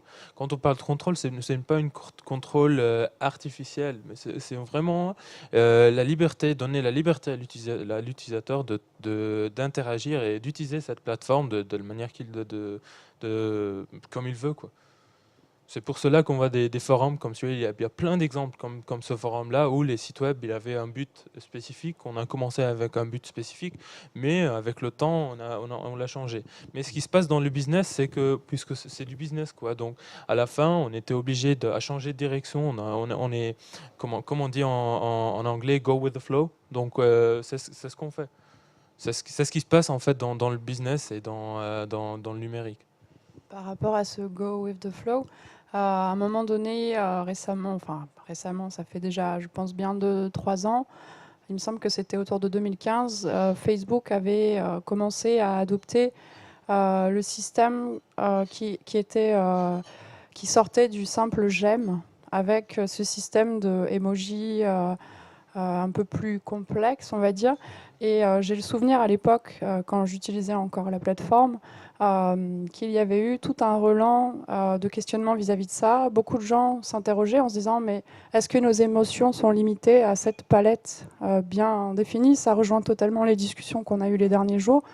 Et voilà, est-ce que du coup, selon toi, c'est quelque chose qui a émané de l'utilisateur? Ou est-ce que c'était vraiment plutôt quelque chose qui a été parachuté par Facebook en mode test, bêta-test? Alors, je sais pas vraiment la raison de cette intégration, mais d'après ma connaissance de la stratégie suivie par Facebook dès qu'ils ont commencé jusqu'à maintenant, je doute que c'est quelque chose qui s'est parachuté. Je suis sûr que, je suis 90%, je dis que Facebook, ils ont sûrement fait pas mal de tests sur pas mal de tests d'utilisateurs, pas mal de tracking, pas mal d'études pour savoir si cette fonctionnalité, elle peut vraiment elle peut être utile. Mais normalement, ce qui se passe chaque fois quand on intègre de nouvelles fonctionnalités sur Facebook et sur toutes ces plateformes-là, c'est que l'utilisateur, c'est à cette phase-là qu'on peut vraiment comprendre l'importance de l'habitude. L'utilisateur, il est déjà habitué à un certain type d'interaction. Il est toujours habitué à cliquer sur like et c'est tout.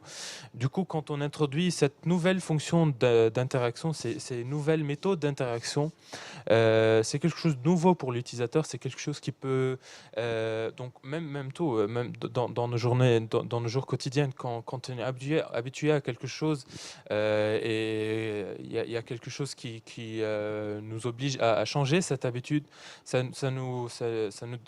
crée une réaction. Et c'est ce qui se passe toujours avec Facebook, avec toutes ces plateformes virtuelles. Car en fait, même avec le virtuel, c'est beaucoup plus facile à s'habituer à quelque chose, à créer une habitude. C'est pour cela qu'on est face à des réactions comme celle-là, mais si on le compare à maintenant, il n'y a personne qui utilise...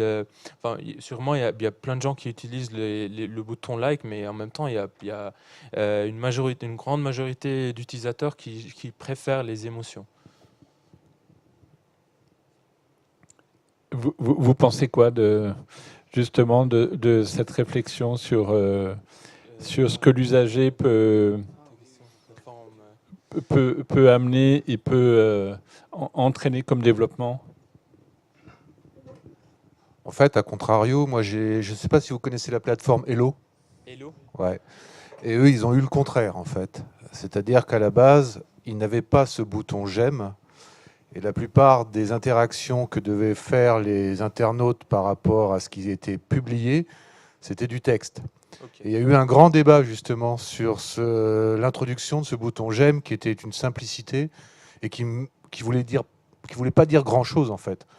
Parce qu'effectivement, le gros problème sur ces plateformes, on a un bouton j'aime, mais on n'a pas un bouton j'aime pas. Et c'était le gros débat effectivement, c'est qu'on finit par perdre une certaine profondeur en fait. C'est-à-dire qu'on se contente d'avoir des automatismes, comme vous dites, on s'y habitue, on clique, on fait j'aime, et c'est traité, c'est analysé, ça permet de définir un profil, mais la profondeur de l'analyse par rapport à tout ce qui est posté disparaît progressivement. Et c'est le gros débat qu'il y a d'ailleurs sur ces plateformes en fait. Et c'était le gros débat sur Hello. Et en fait, ils l'ont quand même introduit. Mais effectivement, je pense qu'il y a quand même un problème à ce niveau-là, c'est qu'on simplifie, on standardise énormément les réactions des gens et petit à petit, on manque de profondeur en fait dans la réaction sur ces plateformes en fait. Alors, je peux vous assurer que le but, c'était pas de standardiser les opinions ou les émotions. En fait, moi, je suis dans le numérique et l'approche, elle est plus ou moins... on part dans une direction qui est un peu différente. Alors, le but, c'est de créer une interaction qui est facile, qui est rapide. Il y a toujours plein de gens qui veulent interagir avec un post ou quelque chose, un contenu qu'ils l'ont vu, mais ils n'ont pas le temps vraiment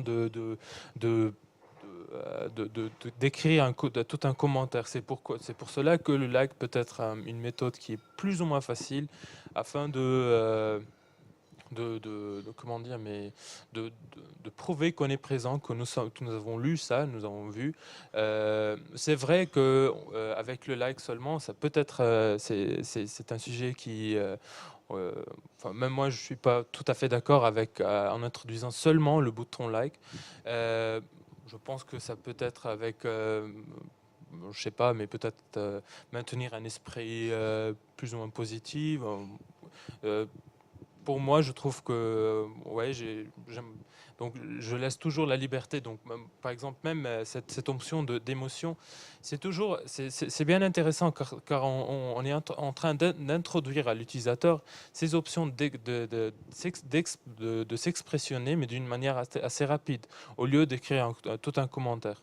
Donc, c'est pour ça, pour moi, en tant que designer d'expérience, je préfère toujours aller un peu plus loin, aller donner un peu plus d'options de personnalisation à l'utilisateur au lieu d'aller vers une approche qui est standardisée.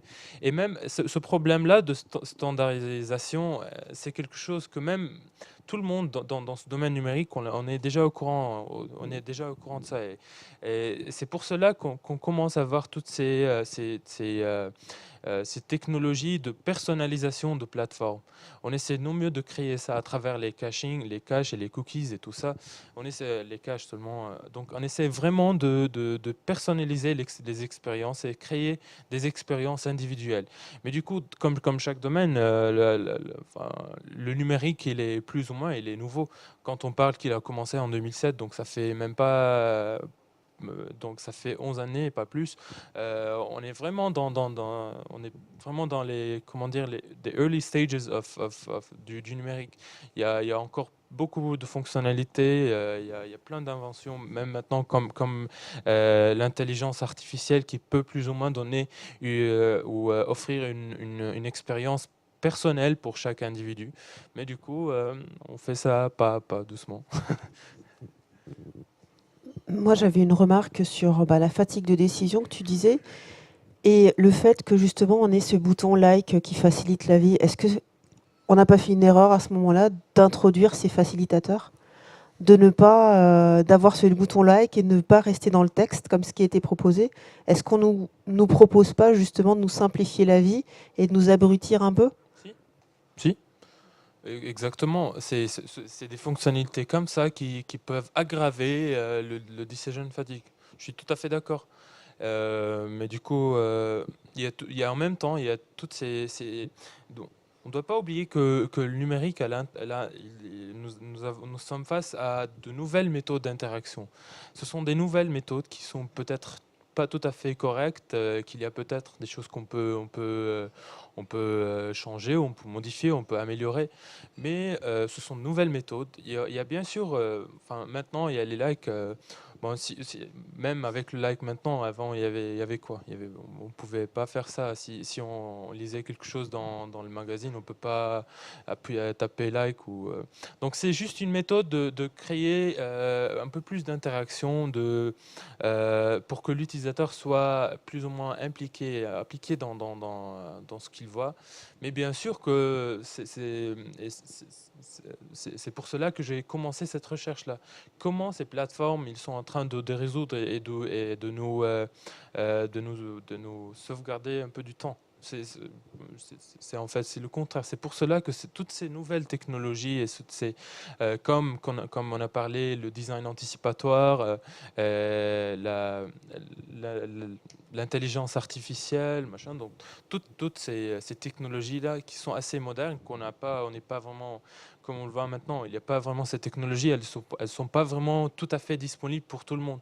Ils sont vraiment dans cette phase de développement, on est vraiment en train d'étudier, savoir comment ces technologies elles peuvent nous affecter dans notre vie quotidienne et comment elles peuvent affecter l'interaction entre nous en tant qu'humains et une machine ou le numérique. Si de mon côté, il y a un mot que je retiens un peu des échanges, au-delà du mot d'expérience, je prendrais le mot d'habitude que tu as prononcé à plusieurs reprises.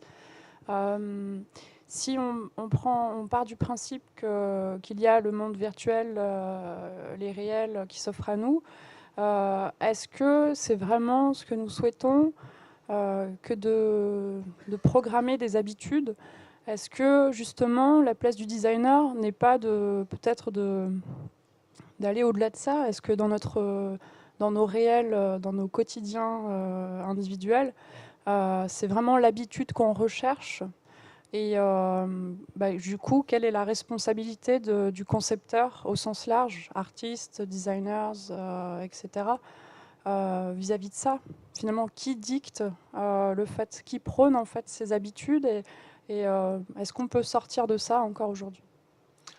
Alors, je ne sais pas si j'ai bien compris ta question, Marine, mais en gros, les habitudes, c'est comme vous l'avez dit, c'est pas quelque chose qui est déjà chez. On n'est pas en train de créer une habitude. L'habitude, ce sont des choses qu'on le connaît déjà. Tout le monde a ses habitudes, ses propres habitudes. Le travail d'un designer X pour commencer, c'est de comprendre ses habitudes et essayer de les appliquer virtuellement.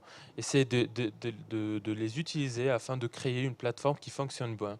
Donc quand on comprend que, je sais pas, il y a plein de fonctions où on étudie l'habitude de l'utilisateur et on essaie de la respecter pour créer des plateformes qui sont bien utilisées par l'utilisateur. Mais en même temps, quand on arrive à un moment où cette habitude-là, ou cette plateforme-là, c'est devenu ce qu'on appelle maintenant l'antidouleur, c'est à ce moment-là où on peut créer nous-mêmes, on peut nous-mêmes intégrer de nouvelles habitudes et on peut nous-mêmes créer des habitudes. Mais ces habitudes-là qui sont virtuelles, c'est assez difficile à les appliquer dans notre vie quotidienne, dans la vie. Mais en même temps, on peut voir que c'est plus ou moins le cas dans les plateformes assez connues comme Facebook, comme ces grandes plateformes assez utilisées par tout le monde.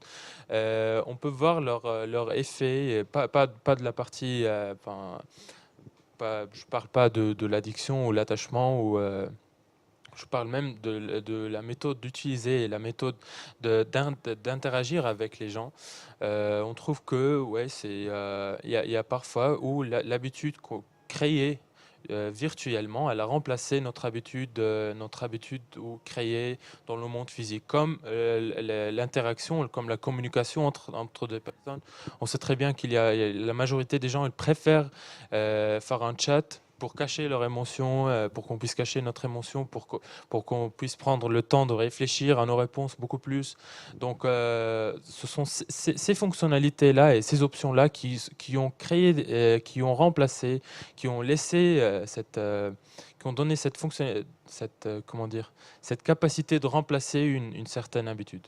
Mais c'est sûr que pour un designer UX, au premier moment, c'est très important de comprendre les habitudes de la vie quotidienne de l'utilisateur et essayer de les respecter durant son travail. Donc, est-ce que, Nicolas, tu peux nous dire justement un peu en miroir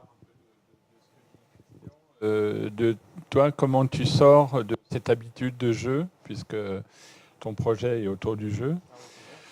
Voilà, et de ce qu'on évoquait tout à l'heure, voilà, comment tu ouvres justement un environnement, tu l'as dit tout à l'heure, qui est très cloisonné, qui est justement très designé, enfin, tu me reprends si le terme n'est pas adéquate, mais justement, toi, dans ton projet, comment tu sors de cette habitude et comment tu ouvres un petit peu l'usage quotidien, ou pour ne pas dire comment tu le détournes ou le comptes. D'abord, moi, j'ai pas du tout une approche sociologique, c'est-à-dire que je cherche pas à étudier un ensemble, une population de users, d'utilisateurs. Moi, je suis moi-même joueur, donc je fais le récit de ma propre expérience. Donc à partir de là, j'essaye de parler de mon propre rapport au jeu, et je pense que ça peut s'appliquer à d'autres joueurs que je rencontre, mais c'est peut-être là aussi où mon travail, c'est peut-être plus un travail d'écriture et de scénario de ma propre expérience, en montrant l'expérience des autres.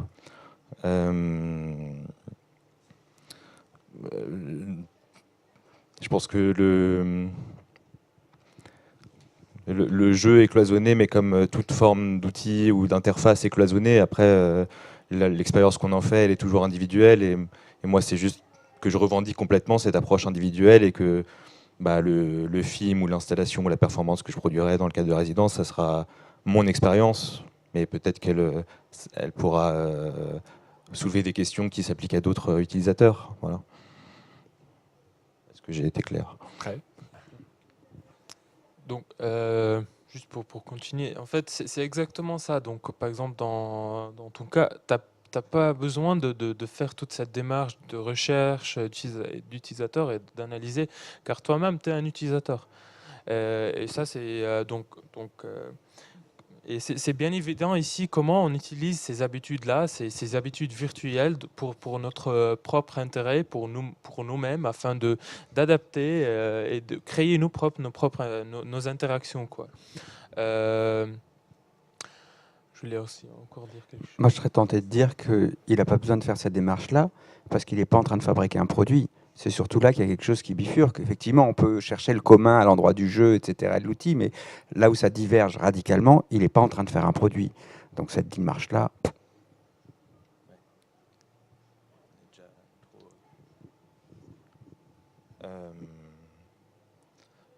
Oui, et moi je voulais te demander du coup, est-ce que dans ton travail de UX designer, tu es amené à faire autre chose que des produits finalement? Est-ce que tu dois...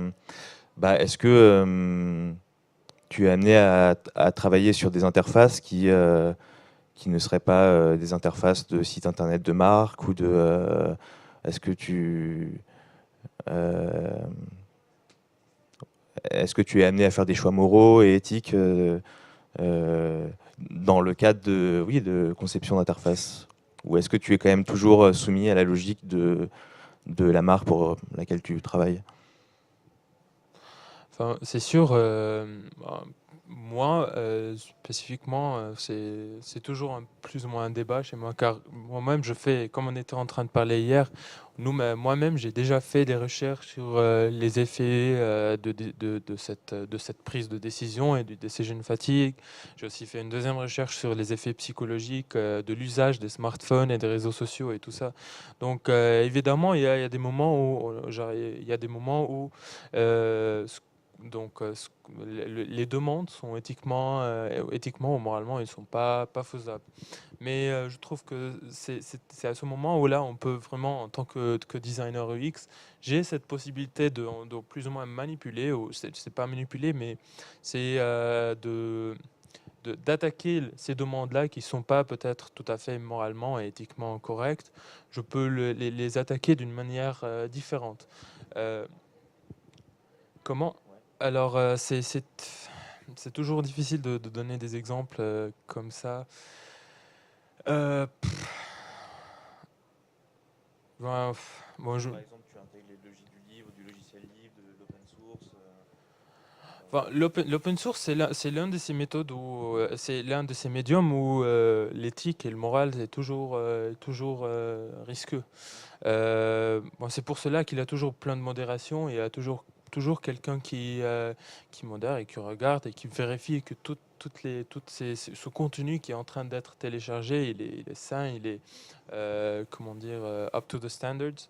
Donc l'open source, moi jusqu'à maintenant j'ai jamais travaillé avec l'open source. J'utilise les médiums open source où je suis un utilisateur, mais moi-même j'ai jamais créé des plateformes open source. Ça demande plein de travail, plein d'efforts, plein de suivi pour des plateformes comme ça.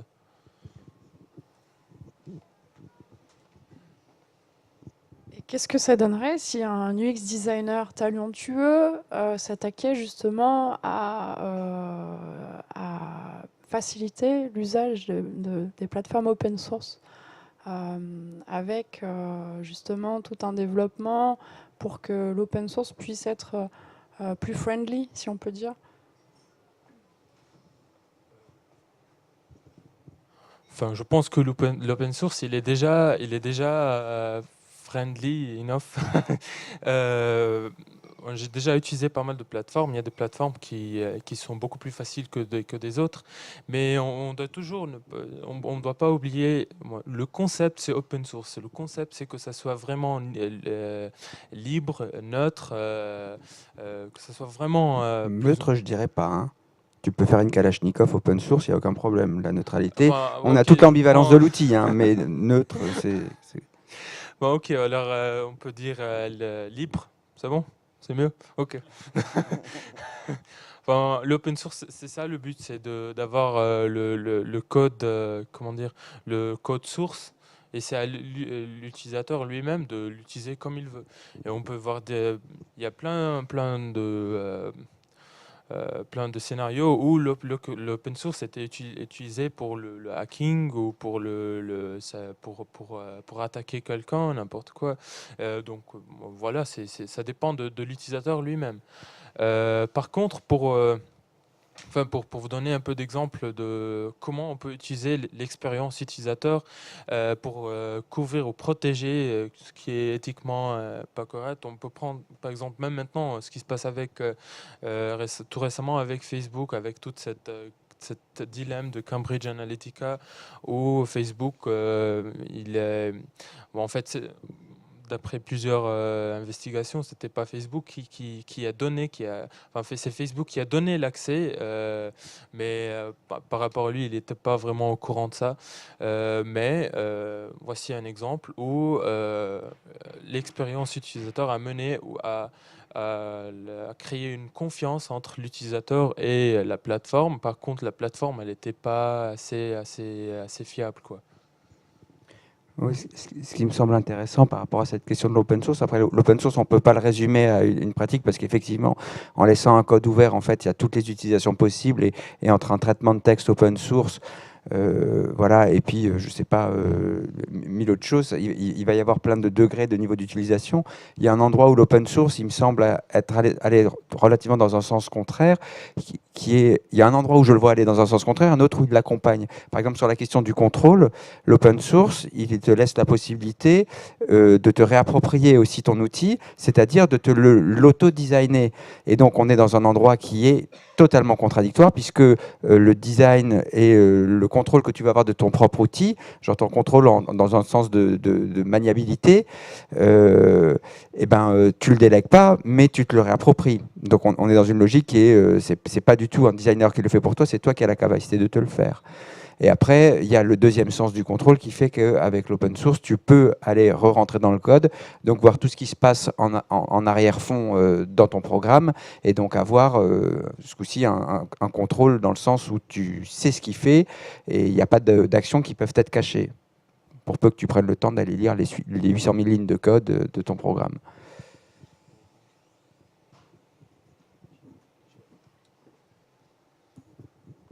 Voilà, donc vous avez un petit aperçu des conversations qu'on peut avoir depuis le début de cette résidence et notamment depuis la venue de Christian.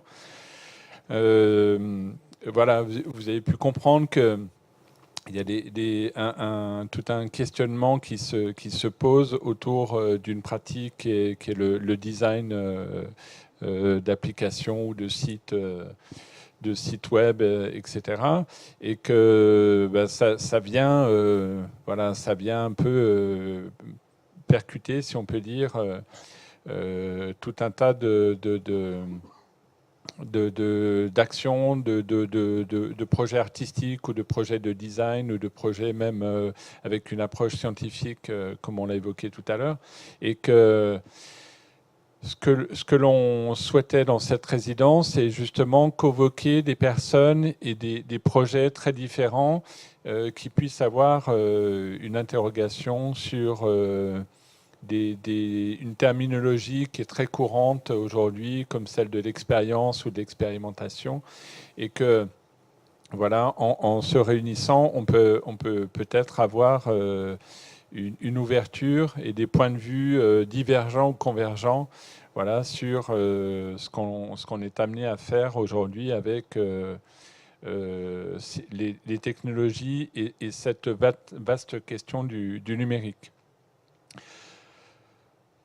Donc là, vous avez l'exemple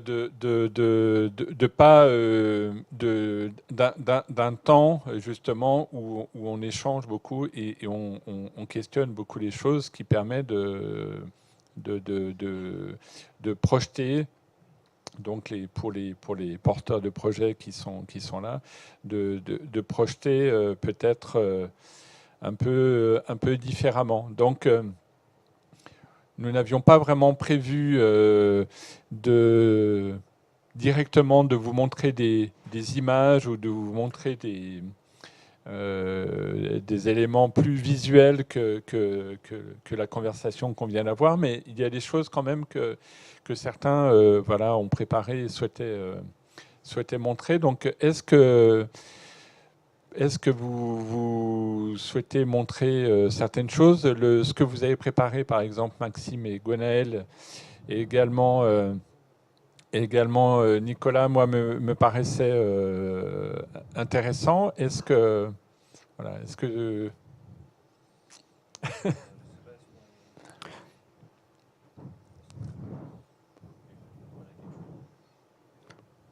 Moi, je veux bien continuer la discussion. C'est très ouvert. Hein. Ça peut effectivement se reporter sur la discussion suivante et se continuer une autre fois, comme vous voulez.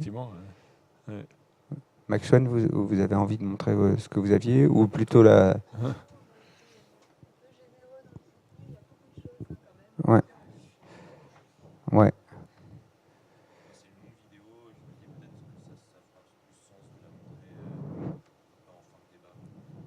Mm.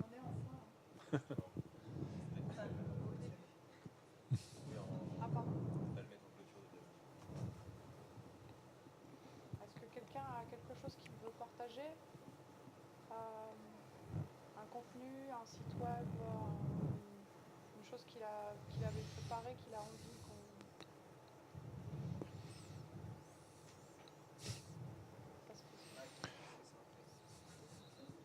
I'm really happy to have so many invisible people next to me. Thank you so much.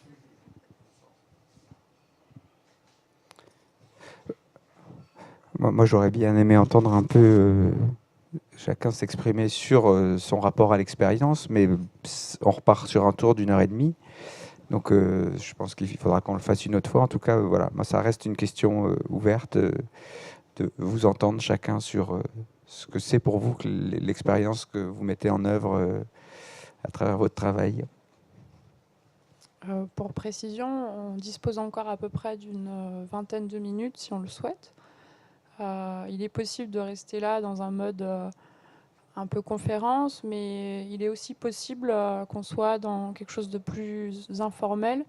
Peut-être qu'on peut même monter à l'étage si vous le souhaitez, puisque en fait les résidents qui sont tous là travaillent jusqu'au 29 avril sur la première partie du plateau du Shadok au premier étage. Et peut-être que voilà, si certains ont envie de voir un peu les projets de chacun, de questionner les personnes, d'aller voir une personne spécifiquement parce que voilà, ce qui a été dit ce soir vous intéresse, on peut peut-être aussi aller vers ça si vous le souhaitez. Ou en terrasse. Ou en terrasse. Pour avoir un peu d'air. Effectivement. Merci pour venir, spécialement les gens invisibles. Merci. Je clappe maintenant pour les personnes invisibles, tu comprends? Ok. Bon. Merci en tout cas. Est-ce que quelqu'un veut encore ajouter quelque chose dans ce mode très conférence avant qu'on se lève? Est-ce que quelqu'un veut ajouter ou continuer, hein, c'est très ouvert. Donc on précise que la prochaine séance de travail, si on peut dire, avec un invité qui sera Fabien Zocco, qui est un artiste, va se dérouler donc en fin de semaine. Donc il y aura un autre temps d'échange comme celui-ci, voilà, qu'on souhaite partager. Donc ce samedi soir à 19h, il y aura le même exercice.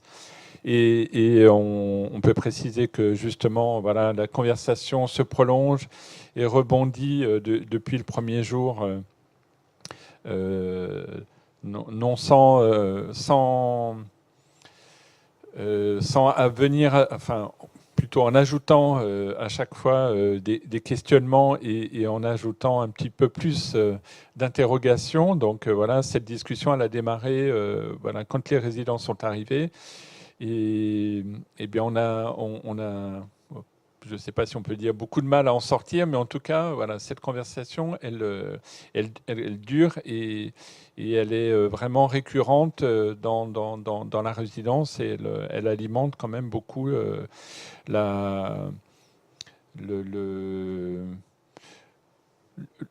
le partage et le partage d'expériences et de projets et les projets individuels. Nico, oui, si tu veux.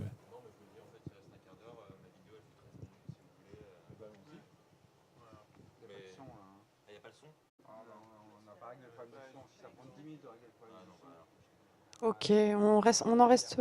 Daniel? À vrai dire, c'est intéressant quand on parle beaucoup sur l'Internet.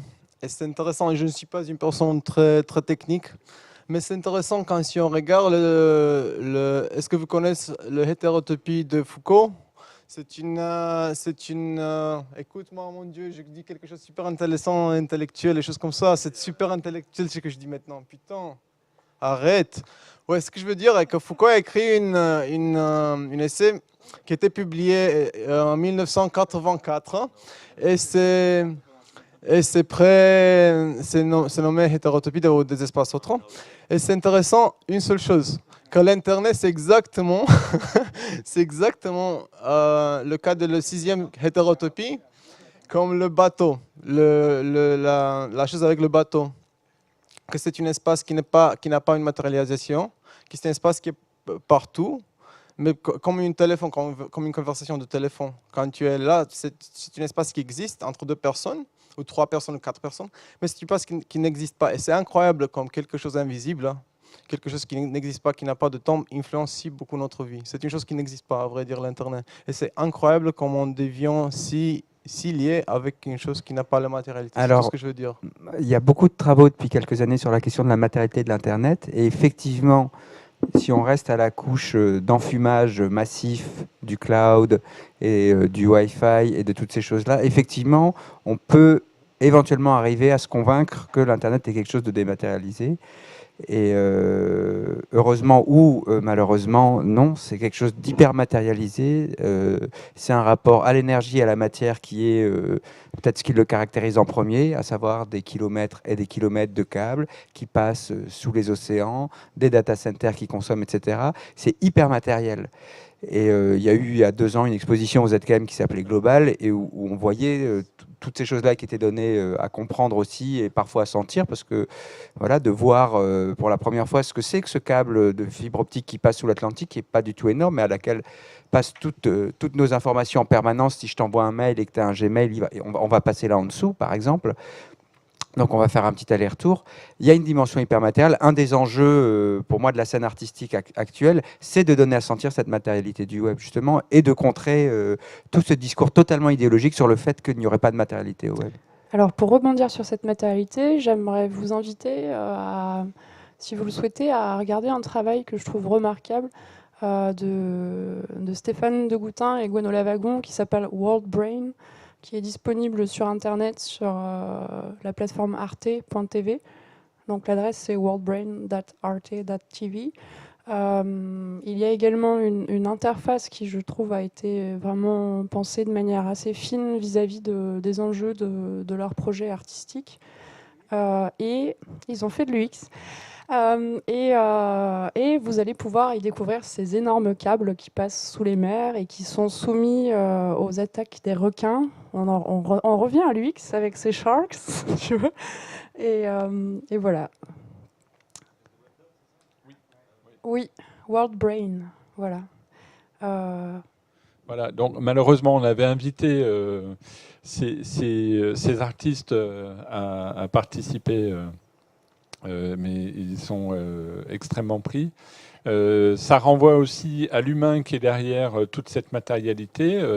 Donc on espère qu'à la restitution de la résidence, on aura l'opportunité de faire venir Boris Baud, qui a fait un travail très intéressant, qui est chercheur à Lausanne et qui a fait un travail très intéressant sur justement cette matérialité et cette humanité derrière tout ce que peut représenter, donc selon lui, les internets et pas simplement Internet. Donc il inclut aussi les réseaux mobiles et toutes les infrastructures qui impliquent voilà, de la mise en réseau, de la mise en relation,